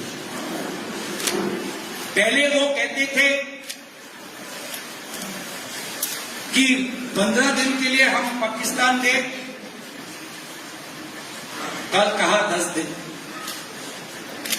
पहले तो ऐसे कहते थे कि हाल ही में पाकिस्तान गया और कल पता चला कि ये हाल की बात नहीं कर रहे। आज से लगभग कितना 2013 14 कितना होगा 12 साल पहले की बात कर रहे। पहले कहा कि सांसद होने के नाते आपको तो अनुमति लेना चाहिए था जाने से पहले। अब कहा कि नहीं, सांसद जब नहीं थे तब वो गए। पहले कहा किसी को इत्तला न करके वो पाकिस्तान चले गए। अब कहा कि अटारी वाघा पर जो हमारी जो लैंड बॉर्डर पॉइंट है जहां पर इस तरफ सरकार के अफसर बैठे रहते हैं, उनको पूरा सर्टिफिकेट देखे। उस प्रक्रिया से, कानूनी प्रक्रिया से हम पार हुए। अब आते हैं उनके एक मूल सवाल पर जिसका उजागर आपने कहा। वो कहते हैं कि असम का एमपी देश के सदन में देश की सीमा को लेकर सवाल क्यों उठा रहा है। और मेरा सवाल ये है, क्यों ना उठाए। क्या असम का एमपी क्या देश के बारे में नहीं सोच सकता? क्या असम का एमपी अंतर्राष्ट्रीय मामले पर भारत की क्या विदेश नीति होनी चाहिए, क्या इस पर हमारा विचार नहीं हो सकता? क्या हम असम के एमपी, क्या हम देश के राजनीति के बारे में, देश की सुरक्षा के बारे में हमारे पास कोई जानकारी नहीं, कोई ज्ञान नहीं कि हम सवाल न पूछे? ये उनकी और उनके बीजेपी के सांसदों की मानसिकता हो सकती है, लेकिन हमारा कर्तव्य है, जो मैंने पहले भी कहा कि आज से बहुत साल पहले जब एक तेजपुर यूनिवर्सिटी के छात्र ने मुझसे पूछा कि आप सांसद क्यों बनना चाहते हैं, तो मैंने कहा कि इस सांसद बनने के पीछे मेरे 3 कारण हैं कि पहले मैं सदन के अंदर अपने देश की आवाज उठाऊंगा, दूसरा मैं अपने असम प्रदेश की आवाज उठाऊंगा, तीसरा जिन लोगों ने मुझे चुना मैं उनकी आवाज उठाऊंगा। और ये भी हो सकता है, मैं चाहूंगा कि वो थोड़ा पढ़ ले कि जो सवाल का जिक्र वो कर रहे हैं वो सवाल दूसरे दलों के सांसदों ने भी उठाया।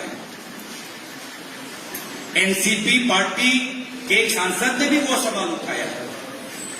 सिर्फ अकेला कांग्रेस का सांसद नहीं, एक एनसीपी के सांसद ने भी यह सवाल उठाया है और वो शायद वो एनसीपी का सांसद आज बीजेपी में शामिल हो गया। ये जानना चाहिए। और कुछ मैं उनको जानकारी दे देता हूं कि अगर लोकसभा सेक्रेटेरिएट को ऐसा लगता है कि ये जो सवाल है नाजायज है, ये जो सवाल है इसकी खुलासा हम सदन के अंदर नहीं कर सकते, तो पूरे प्रश्नों को ही रद्द कर देते। লোকসভাৰ এটা নিয়ম আছে কি যেতিয়া এজন সাংসদে প্ৰশ্ন এডভান্সত দিয়ে, অধিৱেশন আৰম্ভ হৈ যোৱা আগতে যেতিয়া প্ৰশ্নবোৰ আমি এডভান্স নটিচ দিওঁ, লোকসভা ছেক্ৰেটাৰীয়ে অফিচাৰবোৰ চাই কি এই প্ৰশ্নৰ উত্তৰ আমি দিব পাৰোঁ নে নোৱাৰোঁ। আৰু যদি কিবা কাৰণত এই প্ৰশ্নৰ উত্তৰ ৰাজ্যৰ দেশৰ সুৰক্ষাৰ ক্ষেত্ৰত আমাক সন্দেহত পেলাব পাৰে, তেতিয়া লোকসভা ছেক্ৰেটাৰীয়ে নিজে ডিচাইড কৰে কি এইটো প্ৰশ্ন আমি কেনচেল কৰিছো, বিদ্ৰোহ কৰিছো। কিয় আজি আপুনি বাতৰিত দেখা পোৱা নাই? প্ৰধানমন্ত্ৰীৰ কাৰ্যালয়ৰ পৰা কি নিৰ্দেশ কৰিছে যে কোনো ধৰণৰ প্ৰশ্ন PMKৰ ওপৰত সুধিব নোৱাৰে, কৈছে নে নাই? কৈছে। আৰু সেইকাৰণে যদিহে আমি এই প্ৰশ্ন সুধিছো, যদিহে চৰকাৰৰ পৰা সেই প্ৰশ্নৰ উত্তৰ আহিছে, তাৰ মানে কেন্দ্ৰৰ চৰকাৰ আৰু লোকসভা ছেক্ৰেটাৰীয়ে নিজে সিদ্ধান্ত লৈছে এই যে প্ৰশ্ন শুদ্ধ প্ৰশ্ন, ইয়াৰ উত্তৰ দিব। যদি ইমানে এই প্ৰশ্ন দেশৰ সুৰক্ষা লৈ সম্পৰ্ক আছে, তেতিয়াহ'লে কেন্দ্ৰ চৰকাৰে উত্তৰ কিয় দিলে? তো সেইকাৰণে মুখ্যমন্ত্ৰীয়ে ভাবে যে অসমৰ ৰাইজে একো নাজানে, মুখ্যমন্ত্ৰী समझते हैं कि असम के लोगों को सदन की प्रक्रिया, सदन के नियमों के बारे में कुछ नहीं पता, कि असम के सांसद देश के बारे में सवाल न उठाए।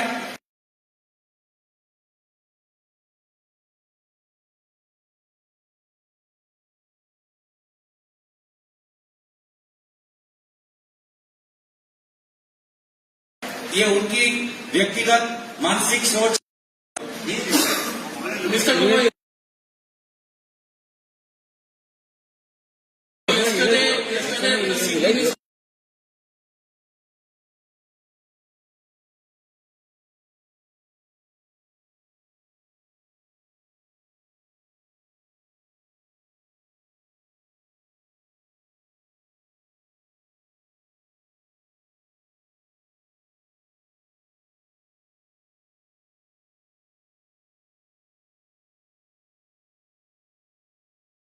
presented us some documents where it is clearly indicated that you indeed made a visit to Pakistan.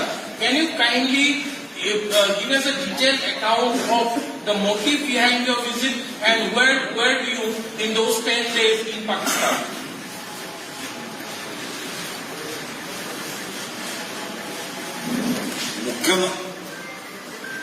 मुख्यमंत्री ने ऐसा कोई बात नहीं कहा। केंद्र सरकार को भी पता है, क्योंकि 2014 में जब मैं सांसद बना तो जो हमारा पासपोर्ट है, जिस पासपोर्ट में हमने बॉर्डर जो क्रॉस किया है उस पे स्टैंप है, पाकिस्तान के होम डिपार्टमेंट का स्टैंप है। वो पासपोर्ट हमने केंद्र सरकार मोदी सरकार को जमा कर दिया और मोदी सरकार से हमने नया डिप्लोमेटिक पासपोर्ट ले लिया। तो मोदी सरकार को 2014 में ही पता है कि फलाना ये सांसद है, ये उनका व्यक्तिगत पासपोर्ट हमारे पास है, इस तारीख को वो उधर गए, इस तारीख को वो इधर आए। ये तो उनके पास वो जानकारी भी है, हमने भी ये बात कहा, तो इसमें कौन सी बात नहीं है। हाँ, जहां पर बात आती है कि हम किस कारण से गए, वो भी मैंने पहले बताया हुआ है, कोई नई बात नहीं है कि मेरी पत्नी 2012 में एक साल वो एक अंतर्राष्ट्रीय प्रोग्राम के अनुसार वो पाकिस्तान में थी। एक साल वो उसने वहां पर एक अंतर्राष्ट्रीय क्लाइमेट चेंज के प्रोग्राम पर काम किया। उसके बाद उसी प्रोग्राम, जिस प्रोग्राम का फंडिंग ब्रिटिश सरकार करता है, जिस प्रोग्राम का फंडिंग नेदरलैंड्स की सरकार करती है, जो प्रोग्राम दुनिया के विभिन्न प्रांतों में चल रहा है, साउथ अमेरिका में चल रहा है, अफ्रीका में चल रहा है, आसिया में चल रहा है, उसी प्रोग्राम के तहत वो एक साल पाकिस्तान में थी, उसके बाद वो भारत में आई और उस प्रोग्राम में काम कर रही थी, तो उसको काम से जाना पड़ा।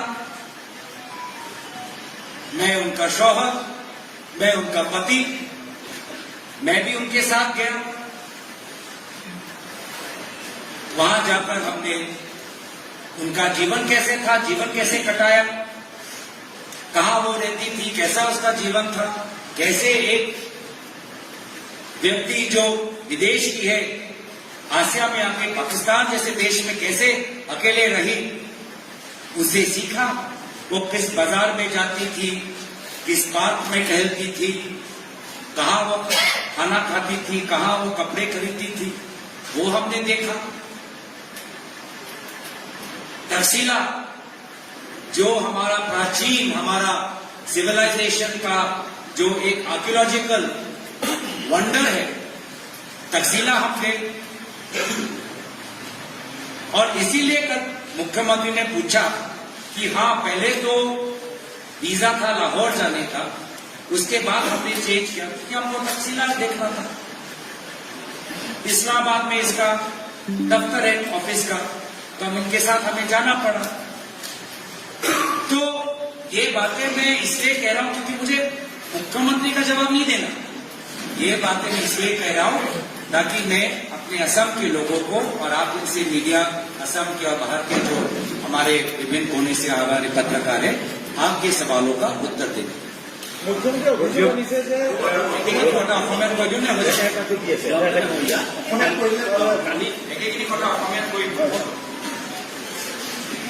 পুৰুষত বহুত সময় আছে দেই, এতিয়া 2 ঘণ্টা হয় নে 3 ঘণ্টা হয় আপোনালোকৰ প্ৰশ্ন কৰি আমিতো নিজৰ বৈশিষ্ট্য আমি সামৰিলো। এতিয়া আমাৰ ধৈৰ্য আছে, গোটেই দিন যদি প্ৰশ্ন দিবলৈ বিচাৰে আমাৰিকো আপত্তি। এতিয়া মই অসমীয়াটো কৈ দিব লাগে গুৰুত্বপূৰ্ণ কথা যে প্ৰশ্ন সদনৰ ভিতৰত আমি কিছু প্ৰশ্ন উত্থাপন কৰিলো যে আমাক সুধিব নালাগিছিল। মুখ্যমন্ত্ৰীয়ে ক'লে যে অসমৰ পৰা এজন সাংসদে দেশৰ সীমা সুৰক্ষালৈ কিয় প্ৰশ্ন কৰিব লাগে, কিয় নকৰো? কি অসমৰ মানুহ কি দেশৰ সীমা সুৰক্ষাৰ বাবে একো নাজানে নেকি? কি অসমৰ মানুহ কি দেশৰ বিদেশ নীতিৰ ওপৰত আমাৰ ৰায় দিব নোৱাৰো নেকি? কি আমি নিজৰ অসমলৈ আমি সীমিত হৈ থাকিম নেকি? আমাৰ ৰাষ্ট্ৰীয় ৰাজনীতি, আন্তঃৰাষ্ট্ৰীয় ৰাজনীতিৰ ওপৰত আমাৰ ৰায় থাকিব নোৱাৰে নেকি? আমাৰ জ্ঞান নাই নেকি? আমাৰ বুদ্ধি নাই নেকি? কিয় নকৰো? নিশ্চয় আমাৰ সুধিম, আমাৰ ৰায় আছে। আৰু লোকসভাৰ ভিতৰত নিয়ম আছে কি যদি প্ৰশ্ন এনেকুৱা এটা সেন্সিটিভ প্ৰশ্ন যাৰ উত্তৰ আমি দিব নোৱাৰো, তেওঁলোকে এই প্ৰশ্নটো ৰদ কৰিব পাৰে। আৰু তাৰ উদাহৰণ আপোনালোকে দেখিছে, আজি বাতৰিত ওলাইছে যে প্ৰধানমন্ত্ৰীৰ কাৰ্যালয়ৰ পৰা লোকসভালৈ নিৰ্দেশ দিছে যে প্ৰধানমন্ত্ৰী কেয়াৰ ফাণ্ডৰ ওপৰত প্ৰশ্ন নকৰিব। কিয় নকৰিব? কিন্তু নিৰ্দেশ কৰিছে। আৰু যি প্ৰশ্ন আমি উত্থাপন কৰিছো সেই প্ৰশ্নবোৰ বেলেগ দলৰ সাংসদজনেও উত্থাপন কৰিছে। সেই প্ৰশ্ন লোকসভা ছেক্ৰেটেৰিয়েটে অধ্যয়ন কৰিছে, দেখিছে এইটো প্ৰশ্ন শুদ্ধ, আৰু এই প্ৰশ্ন উত্তৰো কেন্দ্ৰ চৰকাৰে দিলে। তো কেন্দ্ৰ চৰকাৰো আপত্তি নাই আৰু মুখ্যমন্ত্ৰী আপত্তি আছে। দ্বিতীয় কথা হ'ল যে আমাৰ মুখ্যমন্ত্ৰীয়ে জানিবলৈ বিচাৰে যে মই পাকিস্তানত গৈ 10 দিন কি কৰিম। মইতো এইখিনি কথা আগতেও কৈছো কি মোৰ পৰিবাৰে প্ৰায় 1 বছৰ পাকিস্তানত কাম কৰিলে। আমাৰ নতুন নতুন বিয়া হ'ল, কামত তেওঁ পাকিস্তান গ'ল। মই তেখেতৰ লগত যাব নোৱাৰো নেকি? মই অকলে যাবলৈ দিম? মই তেখেতৰ লগত গৈছো চাবলৈ, কেনেদৰে আছিলা, ক'ত গৈছিলা, কেনেদৰে থাকিলা। অকলে এজন বাহিৰৰ পৰা, ইউৰোপৰ পৰা অহা, ইউকেৰ পৰা অহা, পাকিস্তান যেনেকুৱা দেশত কেনেদৰে তুমি 1 বছৰ কাটিলা ময়ো জানিবলৈ বিচাৰো। ক'ত থাকিলা, ক'ত তোমাৰ বজাৰ, ক'ত তোমাৰ পাৰ্ক, ক'ত তুমি দোকান কৰা, দোকানৰ পৰা বস্তুখিনি কিনা। আৰু হয় আমি আপুনি ডাঙৰলৈ গ'লো, পিছত গৈ মোৰ মন কৰিলে তফচিলা যাবলৈ। তফচিলা আমাৰ ভাৰতীয় চিভিলাইজেশ্যনৰ আমাৰ আটাইতকৈ প্ৰাচীন এটা ঠাই, আৰ্কিঅলজিকেল ঠাই। মোৰ মন কৰিলে তফচিলা যাবলৈ। নিয়ম অনুসৰি আমি যদি বেলেগ ঠাইলৈ যাবলৈ বিচাৰোঁ, এইটো এটা নিয়ম দেই, যে পাকিস্তানৰ পৰা কোনোবা ইয়াত আহিলে বা ইয়াৰ পৰা যদি কোনোবা পাকিস্তানলৈ গ'লে ক'ত ক'ত যাবা তুমি আগতে কৈ দিব লাগিব। আমি যেনেকে ইয়াৰ পৰা থাইলেণ্ডলৈ যাওঁ, এটা ভিজা হ'লেই হ'ল আৰু গোটেই থাইলেণ্ড ভ্ৰমণ কৰিব পাৰোঁ, এইটো নিয়ম ইয়াত নহয়। কোনোবা পাকিস্তানৰ পৰা ভাৰত আহিলে ক'ব লাগিব কোনখন চহৰলৈ যাবা, চহৰ হিচাপে পাৰ্মিশ্যন ল'ব লাগিব। আৰু একেৰাহে আমি যেতিয়া তালৈ যাওঁ, আমি চহৰ হিচাপে ক'ব লাগিব যে কোনটো চহৰত আমি থাকিম। প্ৰথম লাহোৰ, পিছত মন কৰিলে তাফছিলা, ইছলামাবাদত তাই কাম কৰিলে, অফিচ তাত আছে, গ'লো মই তেখেতৰ লগত বিচাৰিলোঁ অনুমতি। গোটেইখিনি তথ্যটো যেতিয়া আমি ঘূৰি আহিলোঁ, সাংসদ হ'লোঁ, সেই পাছপৰ্টৰ ডিটেইলছটো আমি মোদী চৰকাৰক দি দিলোঁ। মোদী চৰকাৰে নিজে ষ্টেম্পবোৰ চোৱা নাই নেকি যে ক'ত ক'ত গৈছে? 2014 গম পাই গ'ল। মোদী চৰকাৰতো কোনো আপত্তি নাই, মোদী চৰকাৰতো কোনো প্ৰশ্ন নাই। আৰু এটা কথা, এই যে যোৱাকালি মুখ্যমন্ত্ৰীয়ে যে সুধি আছে ক'ত গ'ল, 10 দিন ক'ত গ'ল, আমাক জনাব লাগিব। আপুনি বুজি পাওক ইমান চিৰিয়াছ SIT-য়ে এবাৰো মোৰ ওচৰত আহি এই প্ৰশ্নটো নুসুধিলে। SIT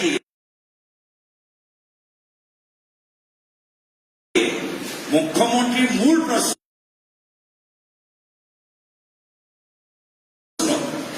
বিজেপি দলৰ মূল প্ৰশ্ন, ক'ত গ'ল, ক'ত গ'ল, এই 10 দিন ক'ত গ'ল?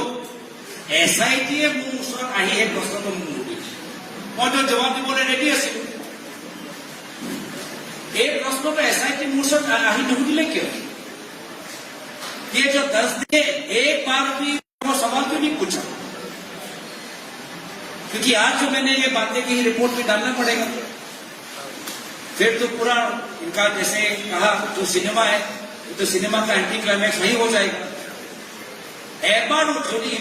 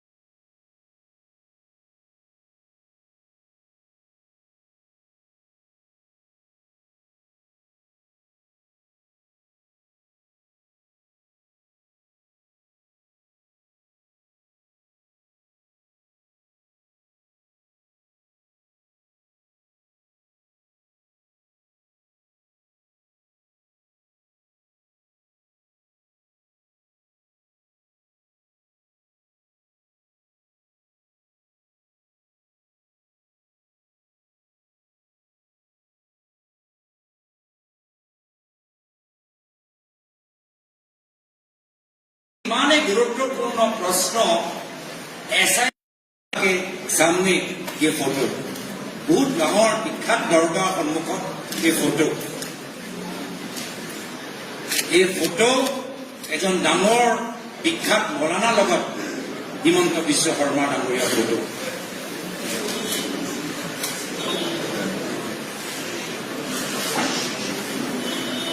এই ফটো কথা তেখেতক সুধিব, মই আশা কৰোঁ যে আপোনালোকে ভালদৰে কেপচাৰ কৰিলে। সেইকাৰণে কোনদিন মুখ্যমন্ত্ৰী হিন্দু, কোনদিন মুখ্যমন্ত্ৰী মুছলিম, কোনদিন মুখ্যমন্ত্ৰী হিমন্ত বিশ্ব শৰ্মা নাস্তিক কোনে ক'ব নোৱাৰে। যেতিয়া কংগ্ৰেছত আছিলে তেতিয়া মুছলিমৰ তেজ তেওঁ গুজৰাটৰ পাইপত দেখা পাইছে, আৰু এতিয়া যেতিয়া বিজেপিত সোমালে এতিয়া তেওঁ এনেকুৱা ভিডিঅ' বনাইছে যে মুছলিম ওপৰত জেন'চাইড হওক তেনেকুৱা এটা সাম্প্ৰদায়িক ভিডিঅ' তেওঁলোকে প্ৰচলিত কৰিছে। কাইলৈ গৈ নিজৰ ৰাজনৈতিক সুৰক্ষাৰ বাবে কাইলৈ গৈ তেওঁ খ্ৰীষ্টিয়ান হৈ যায় নে শিখ হৈ যায় নে আকৌ মুছলিম নিজে হৈ যাব ক'ব নোৱাৰে। কংগ্ৰেছে দিনত একদম ছেকুলাৰ টুপিও পিন্ধিব। আজি মোৰ টুপি লৈ বহুত ফটোবোৰ ওলাইছে, মই দেখিছোঁ সামাজিক মাধ্যমত। সামাজিক মাধ্যমত অলপ হিমন্ত বিশ্ব শৰ্মা ডাঙৰীয়াও টুপি পিন্ধা ফটোবোৰ প্ৰচাৰ কৰকচোন। কোনদিনা তেওঁ হিন্দু, কোনদিনা তেওঁ মুছলিম, আকৌ হিন্দু হৈ আকৌ বড়ো চিণ্ডিকেটৰ পৰা পইচাও লয়। কি হিন্দু হ'ল? যদি বাস্তৱ হিন্দু নেতা আজি ৰাতিৰ ভিতৰত বড়ো চিণ্ডিকেট বন্ধ কৰক, মই চেলেঞ্জ কৰিছোঁ। নোৱাৰিব। কিয়? ঘনিষ্ঠ মন্ত্ৰীৰ পৰা পইচা ল'ব লাগে, বড়ো চিণ্ডিকেট কৰা মানুহক টিকেট দিব লাগে। কি হিন্দু, কি ধৰ্মৰ কথা? এতিয়া পিছত দিয়া গৰু গৰু নাগৰে গৰু গৰু নাগৰে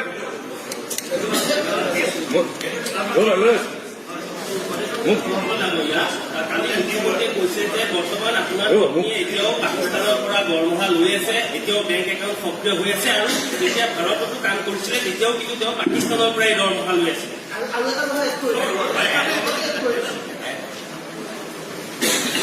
সময়ৰ ভিতৰত সুবিধা হ'ব।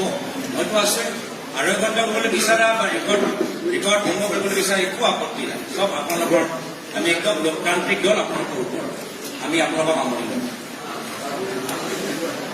পুনৰবাৰ পিছলীয়া কথা, বৰ্তমানৰ সময়ত বেংক একাউণ্ট পাকিস্তানত নাই। কিয় থাকিব? পাকিস্তানত এতিয়া এই সময়ত এক্টিভ বেংক একাউণ্ট, গোটেই বেংক একাউণ্টবোৰ বন্ধ কৰি মোৰ পৰিবাৰে পাকিস্তান এৰি ভাৰতলৈ আহিছে। সেই সময়ত যি সময়ত পাকিস্তানৰ আছিলে তেতিয়া বেংক একাউণ্ট লাগে দোকানৰ পৰা বস্তু কিনিবলৈ। আৰু যেতিয়া পাকিস্তানক এৰিলে বেংক একাউণ্ট বন্ধ কৰি আহিল। আৰু এটা অভিযোগ তেওঁ ওলাইছে যে এনেকুৱা যেন হৈছে যে একদম মানে পাকিস্তানৰ পৰা পইচা তেওঁৰ নিজৰ ব্যক্তিগত এমাউণ্টত জমা হৈছে। এইটো নহয়। প্ৰথম এই গোটেই প্ৰগ্ৰামটো হ'ল এটা আন্তঃৰাষ্ট্ৰীয় প্ৰগ্ৰাম, যি প্ৰগ্ৰাম আফ্ৰিকা, দক্ষিণ আমেৰিকা আৰু এছিয়া বিভিন্ন দেশৰ ভিতৰত চলি আছে ইনভাইৰনমেণ্টৰ ওপৰত। এনেকুৱা ধৰণৰ বহুত হয় আমাৰ স্পৰ্ট, কি কয়, বহুত ধৰণৰ এনেকুৱা NGO-বোৰ থাকে যে শিক্ষা ক্ষেত্ৰত এছিয়ান ডেভেলপমেণ্ট বেংক, ৱৰ্ল্ড বেংকৰ প্ৰজেক্ট আজি অসমৰ ভিতৰত হৈ আছে। এছিয়ান ডেভেলপমেণ্টৰ প্ৰজেক্টবোৰ আজি অসমৰ ভিতৰত কাজিৰঙাত হৈ আছে। একেৰাহে এনেকুৱা এটা ইণ্টাৰনেশ্যনেল প্ৰগ্ৰাম যাৰ পইচা কোনো পাকিস্তানৰ পইচা নহয়, আন্তঃৰাষ্ট্ৰীয় সেই চৰকাৰ যি তেওঁলোকৰ ফাণ্ড, তেওঁলোকৰ পইচা। এই পইচাটো ভাৰত পাকিস্তানৰ দুটা NGO-ৰ মাজত চুক্তি। যি সময়ত মোৰ পৰিবাৰ পাকিস্তানৰ NGO-ত আছিলে তেতিয়া সেই আন্তঃৰাষ্ট্ৰীয় পইচা তেখেতৰ সেই NGO-ৰ, পাকিস্তান NGO-ৰ পৰা তেখেতৰ একাউণ্টত সোমাইছিল। যেতিয়া তেওঁ ভাৰতৰ NGO-ৰ এমপ্লয়ী হ'ল, এই পাকিস্তানৰ NGO-য়ে ভাৰতৰ NGO য'ত তেওঁ চাকৰি কৰিছিল তেওঁলোকক ট্ৰান্সফাৰ কৰিলে, আৰু মাত্ৰ এমাহৰ কাৰণে এই ভাৰতৰ NGO-য়ে সেই পইচাটো, আন্তঃৰাষ্ট্ৰীয় পইচাটো তেখেতৰ এমাউণ্টত জমা কৰিলে। কিন্তু তেওঁতো এমপ্লয়ী, তেওঁ এটা ভাৰতীয় NGO-ৰ এমপ্লয়ী। এমাহৰ বাবে এই দুটা যেতিয়া শ্বিফটিংটো হ'ল, পাকিস্তান NGO, ইণ্ডিয়া NGO-ৰ মাজত এনেকুৱা হ'ল। আৰু গোটেইখিনিতো আমি আকৌ কওঁ, আমাৰ ইলেকশ্যনৰ সময়ত আমি এফিডেভিটবোৰ নিদিওঁ নেকি? ভাৰত চৰকাৰৰ ওচৰত আমি হাউচৰ এফিডেভিট নিদিওঁ নেকি? বেংক ষ্টেটমেণ্টবোৰ নিদিওঁ নেকি? এইখিনি কথা 2014-15 কথা। এইখিনি বেংক ষ্টেটমেণ্ট কি মোদী চৰকাৰৰ ওচৰত নাই নেকি? পাকিস্তানৰ পৰা কাম আছে কি যে মানে যেতিয়া টায়াৰ যেতিয়া পাংচাৰ হৈ গ'ল, একদম হাবাতত ৰুচিবলৈ চেষ্টা কৰি আছে মুখ্যমন্ত্ৰী, কৰি আছে। কিন্তু তথ্যটো থাকিব লাগিব, যুক্তিটো থাকিব লাগিব, বেছটো থাকিব লাগিব, গোটেই কাহিনী লাইভ কথাটো থাকিব লাগিব। নাথাকিলে তেখেতৰ কোৱাৰ দৰে সাংবাদিকে 2-3টা প্ৰশ্ন কৰিলে গোটেই মুখ্যমন্ত্ৰী চেহেৰাটো ক'লা হৈ গ'ল। একদম মানে মই যেতিয়া প্ৰথম 2-3টা প্ৰশ্ন যেতিয়া শুনিলো তেতিয়াই গম পালো যে সাংবাদিকসকলো কনভিন্স হোৱা নাই। মুখ্যমন্ত্ৰীৰ কথাবোৰ তেওঁ চেহেৰাবোৰ চাই গম পাব যে তেওঁ অলপ মানে সংঘাত লৈছে, ভাল পোৱা নাই। ইমান কষ্ট কৰি টিপিটি 2জন সাংবাদিকৰ লগত আগতীয়াকৈ আলোচনা কৰি গোটেইখিনি কৰিলে তথাপিও যে প্ৰভাৱ নেপেলালে, তাৰপিছত কি হ'ল হেডলাইনটো কি হ'ল গেৰেণ্টি পাইছে। আমাৰ চেহেৰাবোৰ চাইছে, অলপ ঘাম ওলাইছে, কিন্তু হাঁহি মুখেৰে আপোনালোকৰ প্ৰশ্ন উত্তৰ দিছে। হয়, গৌৰৱ গগৈ ডাঙৰীয়া, মুখ্যমন্ত্ৰীয়ে যিকেইটা অভিযোগ আনিছিল তাৰ ভিতৰত আটাইতকৈ গুৰুত্বপূৰ্ণ অভিযোগটো হ'ল এনেকুৱা যে আপোনাৰ পৰিয়ালে IB ৰিপৰ্ট তেওঁ পাকিস্তানত যোগাৰ কৰিছিল বা ফকীৰ চেকত যোগান কৰিছিল। লগতে আপুনি যেতিয়া লাহোৰৰ পৰা কৰাচী বা ইছলামাবাদ গৈছিল তেতিয়া পাকিস্তানৰ ইণ্টেৰিয়ৰ মিনিষ্ট্ৰীৰ তেওঁলোকৰ নিমন্ত্ৰণ ক্ৰমে গৈছিল তেনেকুৱা, আৰু ভিছা ৰিজিম শিথিল কৰা হৈছিল আৰু লগতে FCRও উলংঘা কৰা হৈছিল। এই কেইটামান অভিযোগ মুখ্যমন্ত্ৰীয়ে দাঙি ধৰিছিল। কি ক'ব এই বিষয়ে? প্ৰথমটো হ'ল আজি মিডিয়া বাতৰিত এটা এই SIT ৰিপৰ্টৰ এটা পৃষ্ঠা বাতিল হৈছে, য'ত কোৱা হৈছে যে মোৰ পৰিবাৰে নিজৰ কামৰ ক্ষেত্ৰত এটা গোপন IB ৰিপৰ্ট ইমেইল যোগেদি, অফিচৰ ইমেইল যোগেদি পঠাইছে। আপোনালোকে চাব এই ৰিপৰ্টটো, তাৰ ৰিপৰ্টৰ উল্লেখ সাংবাদিকসকলে সংবাদ জগতত নিজে প্ৰচলিত। যি কথা চৰকাৰৰ কেতিয়াবা IB বা চৰকাৰৰ কিছুমান অফিচিয়েলে মিডিয়া ষ্টৰী দিয়ে, মিডিয়া ষ্টৰীৰ পৰা আধাৰিত তেওঁ নিজৰ কামৰ কাৰণে সেই ইণ্টাৰনেশ্যনেল প্ৰগ্ৰাম, এই প্ৰগ্ৰামৰ ভিতৰত বিভিন্ন ৰিকুৱাৰমেণ্ট থাকে, জানিবলৈ বিচাৰে। তোমালোকে প্ৰেছ ৰিলিজবোৰ চাই দেশৰ কি চৰকাৰৰ পৰা কি তেওঁলোকৰ ৰায়, চৰকাৰে বিভিন্ন বিষয়ৰ ওপৰত কি ৰায় প্ৰকাশ কৰিছে, মিডিয়াত কি প্ৰকাশ কৰিছে, মিডিয়া প্ৰকাশ কৰা ৰায়বোৰহে মোৰ পৰিবাৰে তাত দিছে। এতিয়া যি পৃষ্ঠা মই চালো, সেই পৃষ্ঠাটো ইণ্ডিয়ান এক্সপ্ৰেছৰ এটা ষ্টৰীতে এই কথাটো উল্লেখিত। ইণ্ডিয়ান এক্সপ্ৰেছৰ আধাৰিত ভিতৰতে এই কথাবোৰ উল্লেখিত। যি প্ৰেছৰ ভিতৰত প্ৰকাশিত কথাবোৰ আছে, বাতৰিবোৰ আছে, য'ত চৰকাৰে নিজৰ ৰায় স্পষ্টীকৰণ দিয়ে, নিজৰ স্থিতি স্পষ্টীকৰণ দিয়ে, কেতিয়াবা চৰকাৰে অফিচিয়েলি অনঅফিচিয়েলি ভোট দিয়ে, এইখিনি ভিত্তিতে এইখিনি তেওঁলোকে বিভিন্ন কামৰ ৰিকুৱাৰমেণ্টৰ বাবে নিজৰ এনালিচিছবোৰ দিয়ে। গৌৰৱ গগৈ প্ৰত্যুত কৰিবলৈ আৰম্ভণিতে কৈছে যে অটল বিহাৰী বাজপেয়ীও গৈছিল, মোদীও গৈছিল, আপুনিও গৈছিল, কিন্তু 2013 চনত আপুনি সাংসদো নাছিলে। পাকিস্তানৰ ইণ্টেৰিয়ৰ মিনিষ্ট্ৰীৰ স্থান আপোনাৰ য'ত লাগি আছে বিশেষ ব্যক্তিক বিশেষ কাৰণত দিয়া হয়, গতিকে আপুনি কি ভিত্তিত পালে? এসময়ত যিটো আপুনি এজন সাংসদো নাছিল। পাকিস্তানলৈ ভাৰতীয় মানুহ নাযায় নেকি? নহয়, এইটো যিটো ইণ্টেৰিয়ৰ মিনিষ্ট্ৰীৰ স্থানটো মই আপোনাক তৰ্ক বিতৰ্ক কৰা নাই, মই আপোনাৰ প্ৰশ্নৰ উত্তৰটো দি আছো, আৰু উত্তৰটো মোক সম্পূৰ্ণ কৰিবলৈ দিয়ক। তাৰপিছত যদি কিবা প্ৰশ্ন থাকে মোৰ আপত্তি। প্ৰত্যেক বছৰ পাকিস্তানলৈ মানুহবোৰ যায়, খেলুৱৈবোৰ যায়, নাগৰিকবোৰ যায়, ধৰ্মীয় অনুষ্ঠানলৈ যাবলৈ, শিখ অনুষ্ঠানলৈ যাবলৈ যায়, ৰিচাৰ্চ কৰিবলৈ যায়, মিটিং কৰিবলৈ যায়। তেওঁলোকে কেনেকৈ যায়? তেওঁলোকে যিদৰে ভাৰতৰ পৰা প্ৰত্যেক বছৰ প্ৰত্যেক মাহ মানুহবোৰে ফ্লাইট যোগেদি যায়, সেই সময়ত 2013-14 চনত যেনেকৈ বেপাৰীসকল যায়, এক্সপৰ্টাৰবোৰ যায়, ট্ৰেড যায়, গুডছবোৰ যায়, যি নিয়ম সাধাৰণ ভাৰতীয় নাগৰিকে পালন কৰি যায়, সেই একে নিয়ম পালন কৰি ময়ো গৈছো।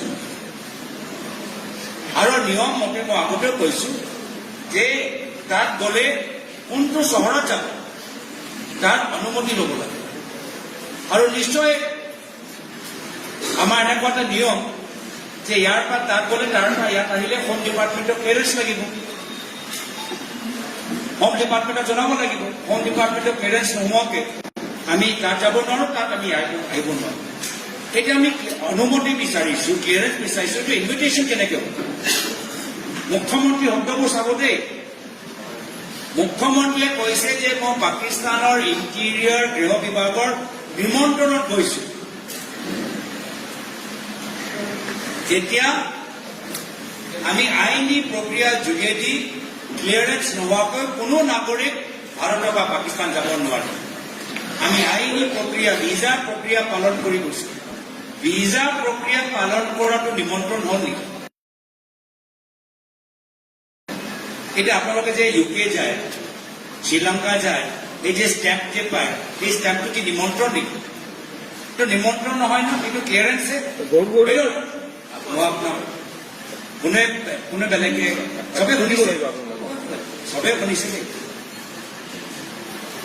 তো ষ্টেম্প চিকিউৰিটি ক্লিয়াৰেন্স ষ্টেম্প আৰু নিমন্ত্ৰণৰ মাজত কিমান পাৰ্থক্য আৰু মুখ্যমন্ত্ৰী নিজে ক'লে যোৱাকালি চাব দেই যেতিয়া এই প্ৰেছ কনফাৰেন্স এই পাঠটো আহিলে তেওঁ ক'লে কি ইণ্টেৰিয়ৰ গভৰ্ণমেণ্টৰ ইনভিটেশ্যন বাট ইনভিটেশ্যন এজ হাউ আই থিংক তেওঁ নিজে নিজৰ শব্দৰ চয়নলৈ কনফিডেন্স নাই যেতিয়া ইনভিটেশ্যন শব্দটো এইটো ডাঙৰ তেওঁলোকৰ এইটোতো হ'ল খেল ইনভিটেশ্যন কি ইনভিটেশ্যন তেওঁ নিজে ক'লে কি মোৰ মতে ইনভিটেশ্যন কিন্তু বাস্তৱ হয় আইনী প্ৰক্ৰিয়া হ'ল ক্লিয়াৰেন্স লাগিবই এইটো আইনী প্ৰক্ৰিয়া আৰু তাত গৈ মই ক'লো যে আমি তাকছিলা যাবলৈ বিচাৰোঁ তেওঁ পৰিবাৰৰ কামৰ লগত গৈছোঁ মোৰ পৰিবাৰ পাকিস্তানলৈ গৈছে মই অকলে যাবলৈ দিম নেকি মই তেখেতৰ লগত নাযাওঁ নতুন নতুন আমাৰ বিয়া মই নাযাম নেকি অক্টোবৰত বিয়া হ'ল গৈছে জানুৱাৰীত মই অকলে যাবলৈ দিম নেকি গৈ আহিলোঁ তেখেতৰ লগত এইটোৱে তেওঁৰ ধুৰন্ধৰ কাহিনী বনাই দিলে এইটোৱে ধুৰন্ধৰ হৈ গ'ল নেকি মই নিজৰ নতুন নতুন মানে মোৰ লগত বিয়া হ'ল পাকিস্তান গৈছে গৈ আহিলোঁ এইটোৱে ধুৰন্ধৰ সেইকাৰণে মুখ্যমন্ত্ৰী মহোদয় অসমৰ ৰাইজক সন্মান কৰক অভদ্ৰ যুক্তিহীন কথাবোৰ কোৱা বন্ধ কৰক ৰাইজৰ বিবেকটো সন্মান কৰক বহুত গুৰুত্বপূৰ্ণ সমস্যা আছে ছটা জনগোষ্ঠী জনজাতিকৰণৰ সমস্যা আছে সেইখিনিকে দাবী পূৰণ কৰক বাগানৰ শ্ৰমিকসকলক ভূমি পট্টা দি আছে আজিলৈকে কিমান বাগানৰ শ্ৰমিকসকলক ভূমি পট্টা দিলে তাৰ হিচাপ দিয়ক 12,000 বিঘা মাটি কেনেদৰে আপোনালোকে মালিক হ'ল তাৰ হিচাপ দিয়ক ল'ৰা ছোৱালীৰ মাজত আজি ড্ৰাগছ কিয় ডাঙৰ এটা সমস্যা হৈছে তাৰ হিচাপ দিয়ক চৰকাৰী স্কুল বন্ধ কৰি মদৰ দোকান কিয় খুলিছে তাৰ হিচাপ দিয়ক আজি ৰাজনৈতিক দুৰ্বল হৈ আজি আপোনালোকে এটা বিশেষ সমাজৰ বিৰুদ্ধে হিংসাত্মক কথাবোৰ কৈছে তাৰ হিচাপ দিয়ক সময় মূল্যৱান সময় নষ্ট নকৰিব আৰু ৰাইজে গম পাই গৈছে সময় পৰিৱৰ্তন আপুনি যিটো ভিছা পাইছে এইটো বিশেষ ভিছা আছিলে ভিছাটোৰ কথা আহিছে বিশেষ ভিছা পাইছিলে অথচ আপুনি কাম কৰিব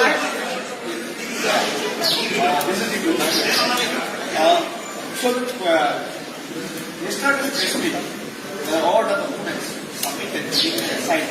We have found Ali Toki said, have you ever been somewhere, whether it's India or Pakistan?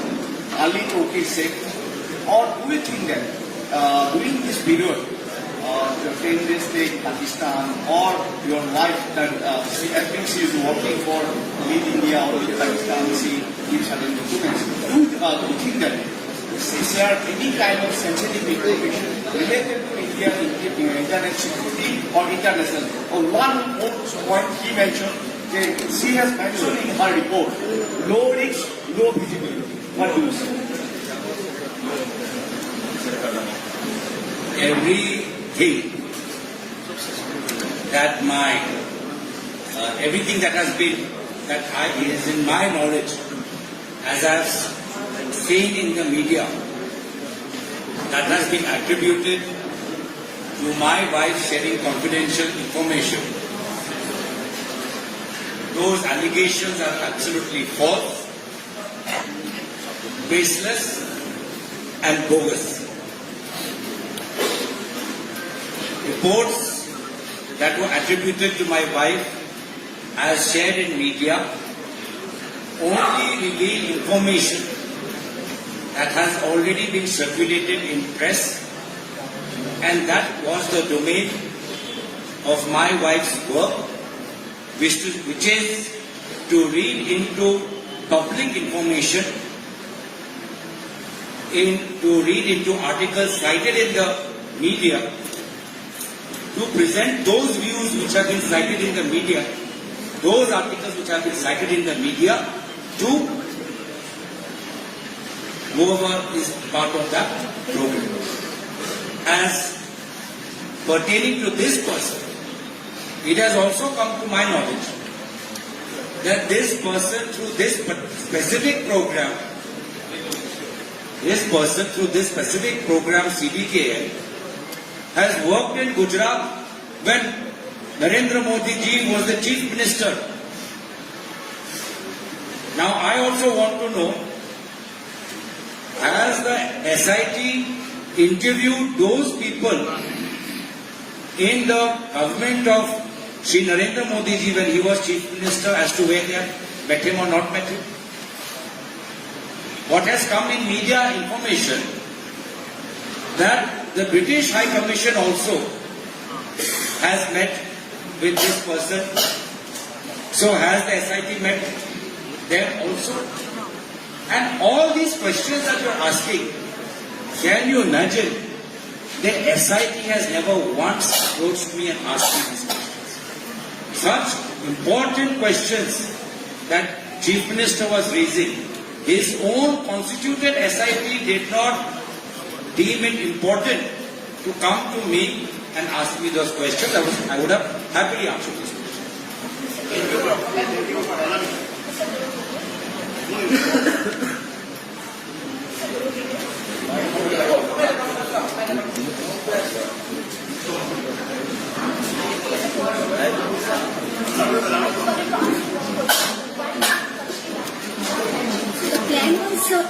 Before you have planned for that Takshila, because for the Indian citizenship, you doesn't need any separate visa if you have the Pakistani visa already valid for. So, did you plan for the Takshila before visiting Pakistan, or like after going to Pakistan you have planned for Takshila?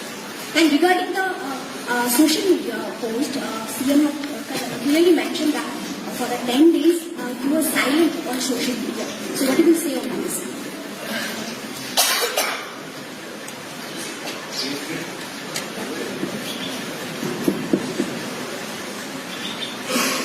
See, as to silent, not silent, I don't know what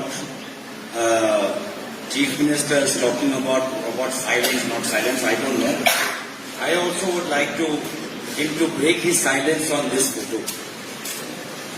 I also would like him to break his silence about who has he met in this photo, when did he meet, and did he have any political discussions with this person. This is part of a larger article, and that article, I'm still getting it translated.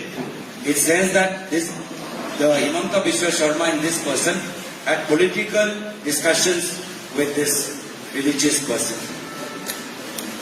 Secondly, if I remember correctly, now you asking me questions of 12 years ago, but you have to mention the cities. You might get a national visa, but you have to inform and get the permission of the city that you're traveling. That's part of the travel obligation.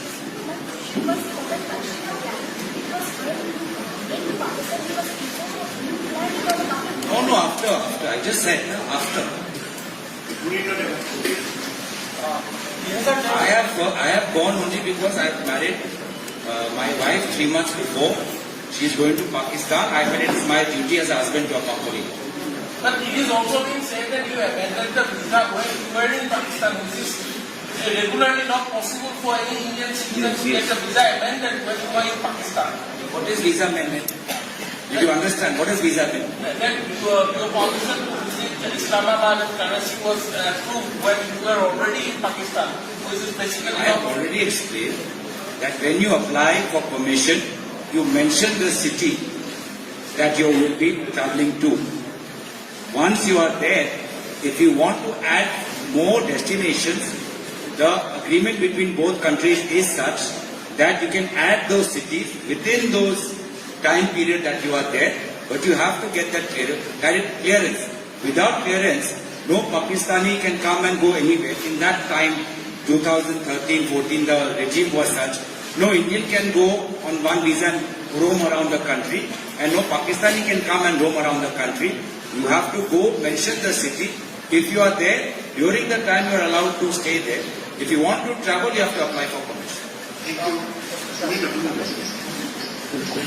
2013 চনত চিটিকেন নামৰ যিটো সংস্থা সেই সংস্থাটোৱে গুজৰাটত 2013 চনত চিটিকেন নামৰ সংস্থাটোৱে 2013 চনত জলবায়ু পৰিৱৰ্তনৰ ওপৰত কাম কৰিছিলে গুজৰাটত আৰু সেই সময়ত মুখ্যমন্ত্ৰী হিচাপে নৰেন্দ্ৰ মোদী আছিলে সেই সময়ত কিবা বিসংগতি পাইছিলে মই সেইটোৱে জানিবলৈ বিচাৰো যে ৰাষ্ট্ৰীয় সুৰক্ষা লৈ গুজৰাটৰ চৰকাৰে কিবা কনফিডেন্সিয়েল ইনফৰমেশ্যন এৰি দিলে নেকি এইখিনি তথ্যবোৰ হ'ব লাগে এই গোটেইখিনি যে তদন্ত যে ক'ৰবাত নে ক'ৰবাত মোৰ আৰু আমাৰ ওপৰত যে কেন্দ্ৰে কৈছে তাৰ মানে এইটো ৰাষ্ট্ৰীয় সুৰক্ষালৈ নহয় আমাক কেনেদৰে সময় পৰিৱৰ্তন চৰকাৰৰ কেলেংকাৰীৰ পৰা আমাক কেনেকৈ ডিষ্ট্ৰেক্ট হ'ব পাৰে সেয়া লৈ আৰু ৰাইজৰ মাজত আমাক লৈ তৰুণ গগৈৰ পৰিয়াল লৈ তৰুণ গগৈ বোৱাৰী লৈ তৰুণ গগৈ দেৱৰ নাতি নাতি লৈ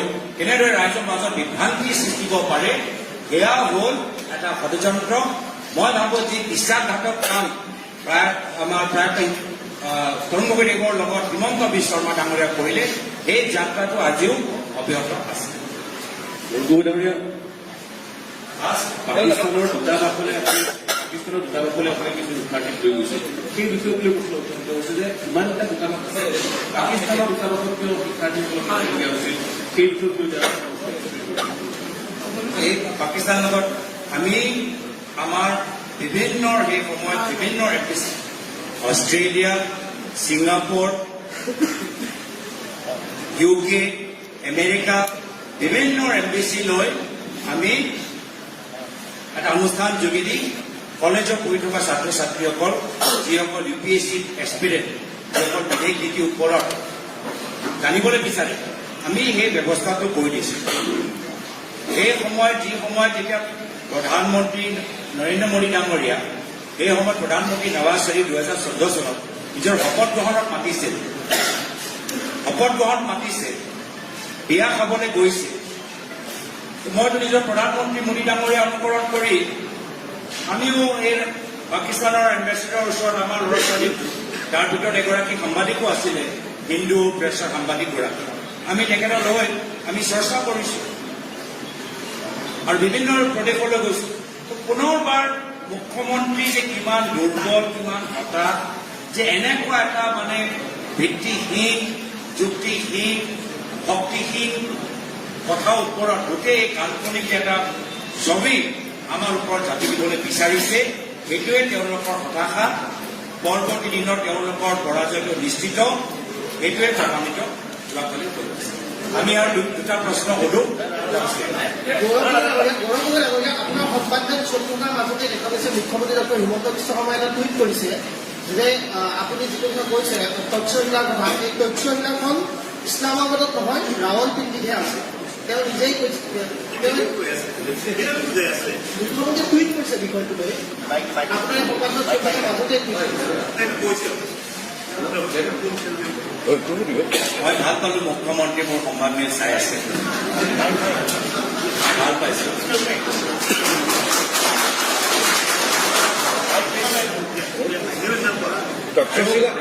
তক্ষশিলা আমাৰ ইণ্ডাছ চিভিলাইজেশ্যন আমাৰ ভাৰতীয় চিভিলাইজেশ্যনৰ আমাৰ তাৰ পৰা আমাৰ ভাৰতীয় চিভিলাইজেশ্যন গোটেই পৃথিৱীত আটাইতকৈ পুৰণি চিভিলাইজেশ্যন সেই আৰ্কিঅলজিকেল চাইট লৈ গৈছোঁ সেয়ালৈ তেখেতৰ আপত্তি হৈছিল যে মই মই কি কওঁ লাহোৰ আৰু ইছলামাবাদ দেখালে তাৰপিছত ৰাৱলপিণ্ডিটো তক্ষশিলা ৰাৱলপিণ্ডিত আছে আপুনি আৰু এখন চহৰলৈ গ'ল আপুনি লাহোৰ মই আৰু তাত তক্ষশিলাত আমাৰ চাণক্যও তাত আছিলে ৰাৱলপিণ্ডিত আছে আৰু এখন চহৰলৈ গ'ল মানে মই সেইটোৱে কৈছোঁ ইছলামাবাদ পৰা কিমান দূৰ চাই লওক ইছলামাবাদ পৰা কিমান দূৰ চাই লওক এইটো মই চাই লওক আপোনালোকে চাই লওক এইটো আমি গৈ এনেকে ঘূৰি আহিছোঁ চাই লওক আৰু আপুনি নিজে কৈছে বেলেগ বেলেগ চহৰলৈ যাবৰ কাৰণে বেলেগ বেলেগ ভিছা কৰিবৰ কাৰণে সোধা হৈছে আৰু এখন চহৰলৈ গোটেই কথা দূৰত্বটো ডাঙৰ কথা সেইকাৰণে আমি কৈছোঁ যে আমাৰ ইছলামাবাদ আৰু লাহোৰ সিহঁতে মাজে মাজে কাৰাচিও কৈ দিছে এটা সময়ততো এই কোনোবা এজন বিজেপি বিধায়ক হিমন্ত বিশ্ব শৰ্মা ঘনিষ্ঠ এটাতো পুৰা আইডেণ্টিটিবোৰ থাকি দিলে বাৰু ইয়াত ব্ৰেকফাষ্ট তাত ISI তাত তেওঁলোকৰ লাঞ্চ তাৰপিছত ডিলিট কৰি দিলে মোৰতো চিন্তা হৈছে সেইগৰাকী বিদেশ মন্ত্ৰীৰ বাবে যিগৰাকীয়ে গোটেই পৰামৰ্শটো হিমন্ত বিশ্ব শৰ্মা ডাঙৰীয়াক দিছে মোৰ তাৰ বাবেহে অলপ মোৰ চিন্তা হৈছে ইমান দিন আৰু মানে তেওঁ সেই মন্ত্ৰী হৈ থাকিব মই নাজানো দেই গোটেই যে কাহিনীটো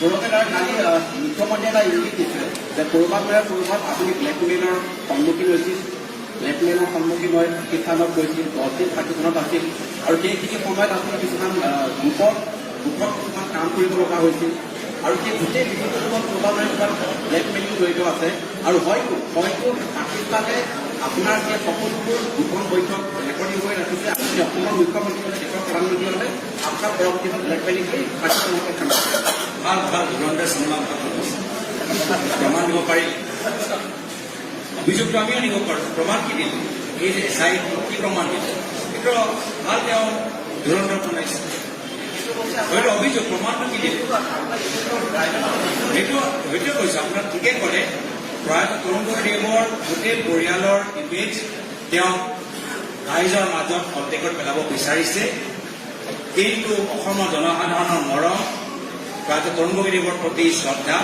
আমাৰ বাবে আমাৰ সুৰক্ষা কৱচ এই মুখ্যমন্ত্ৰীয়ে যিমান দিন চেষ্টা কৰি আছে 1% আমাক ক্ষতি কৰিব নোৱাৰে প্ৰয়াত তৰুণ গগৈদেৱৰ পুত্ৰ লাচিত বৰফুকনৰ party Gaurav Gogoi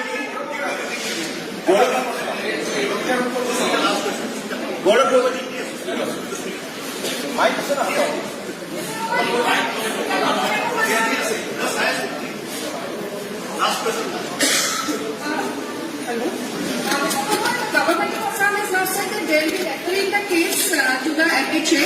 So how do you think, how seriously the central government will take it forward? Should we expect some concrete results?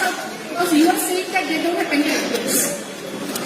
The Chief Minister of Assam had already said in the month of August that come 10 September 2025, he will make the report known to the central government. It has been 6 months. He himself has not deemed it important to send the report in September to the central government for further investigation.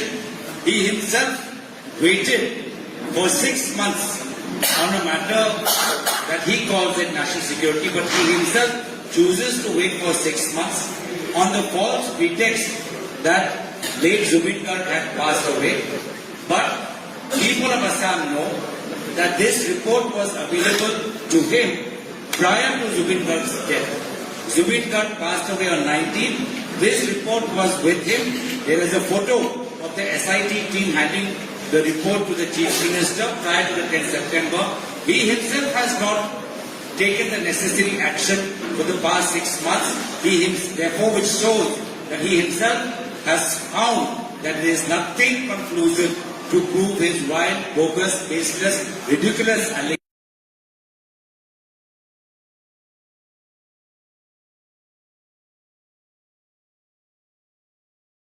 allegations in the SIT report. Mr. Gogoi,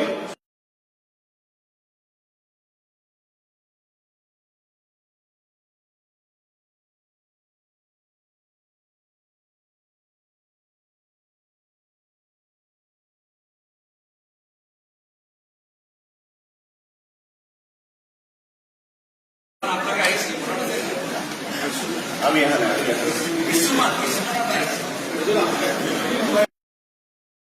Mr. Gupta, my question is that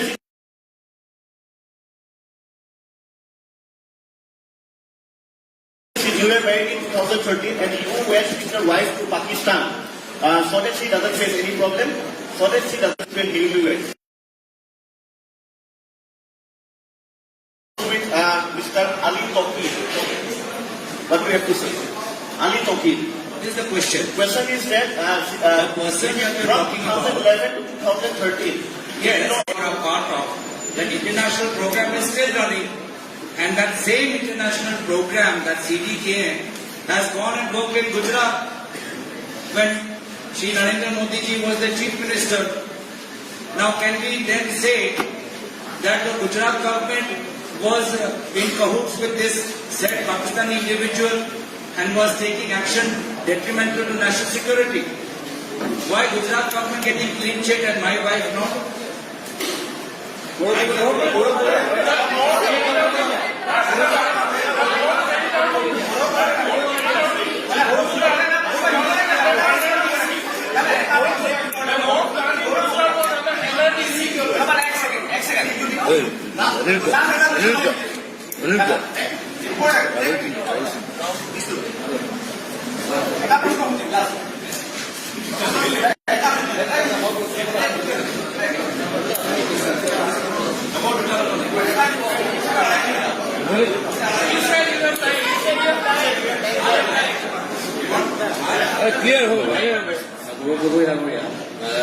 আপোনাৰ নিজৰ ধৰ্মক লৈ পেলাই পাছপৰ্টত আপোনাৰ পুত্ৰ সন্তানৰ ধৰ্মক লৈ পাছপৰ্টত এটা প্ৰশ্ন উত্থাপন হৈছে। আপুনি জনাব নেকি যে আপোনাৰ বৰ্তমান ধৰ্মকে উল্লেখ কৰা আছে এই কথাটো উত্থাপন কৰিছে?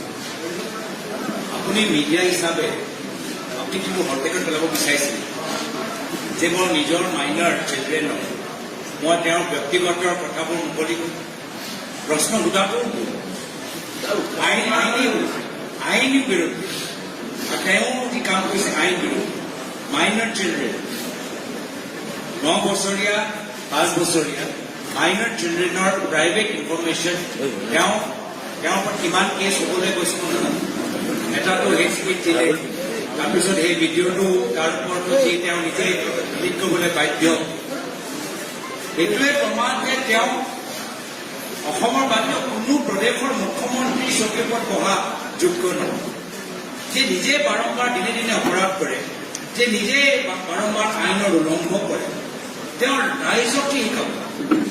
আৰু তেওঁ খালি এটাই কথা শিকাইছে যে কেনেদৰে নিজৰ পৰিবাৰৰ নামত মাটি সম্পত্তি ল'ব পাৰে।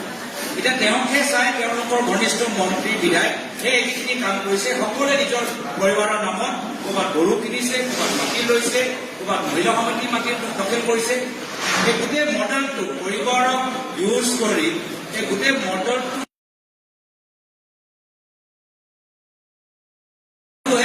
হিমন্ত বিশ্ব শৰ্মা ডাঙৰীয়া গোটেই অসমৰ বিজেপি নেতাৰ মাজত প্ৰচলিত। গৌৰৱ ডাঙৰীয়া, মুখ্যমন্ত্ৰীৰ প্ৰায়খিনি অভিযোগৰ আপুনি উত্তৰ দিছে আৰু মুখ্যমন্ত্ৰীৰ প্ৰায়খিনি অভিযোগৰ আপুনি উত্তৰ দিছে আৰু কথাটো হৈছে আপুনি এই কথাটো উল্লেখ কৰিছে সমাজ মুখ্যমন্ত্ৰীয়ে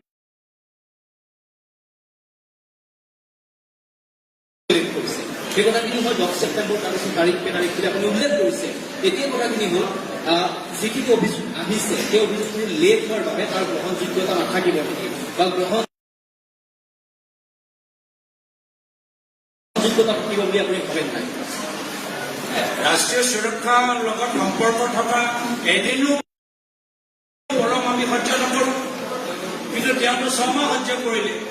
তেওঁ ৰাষ্ট্ৰীয় সুৰক্ষা লৈ তেওঁ কিমান চিন্তিত সেইটো তেওঁ 6 মাহৰ পলম এইটোৱে প্ৰমাণ কৰি দিলে।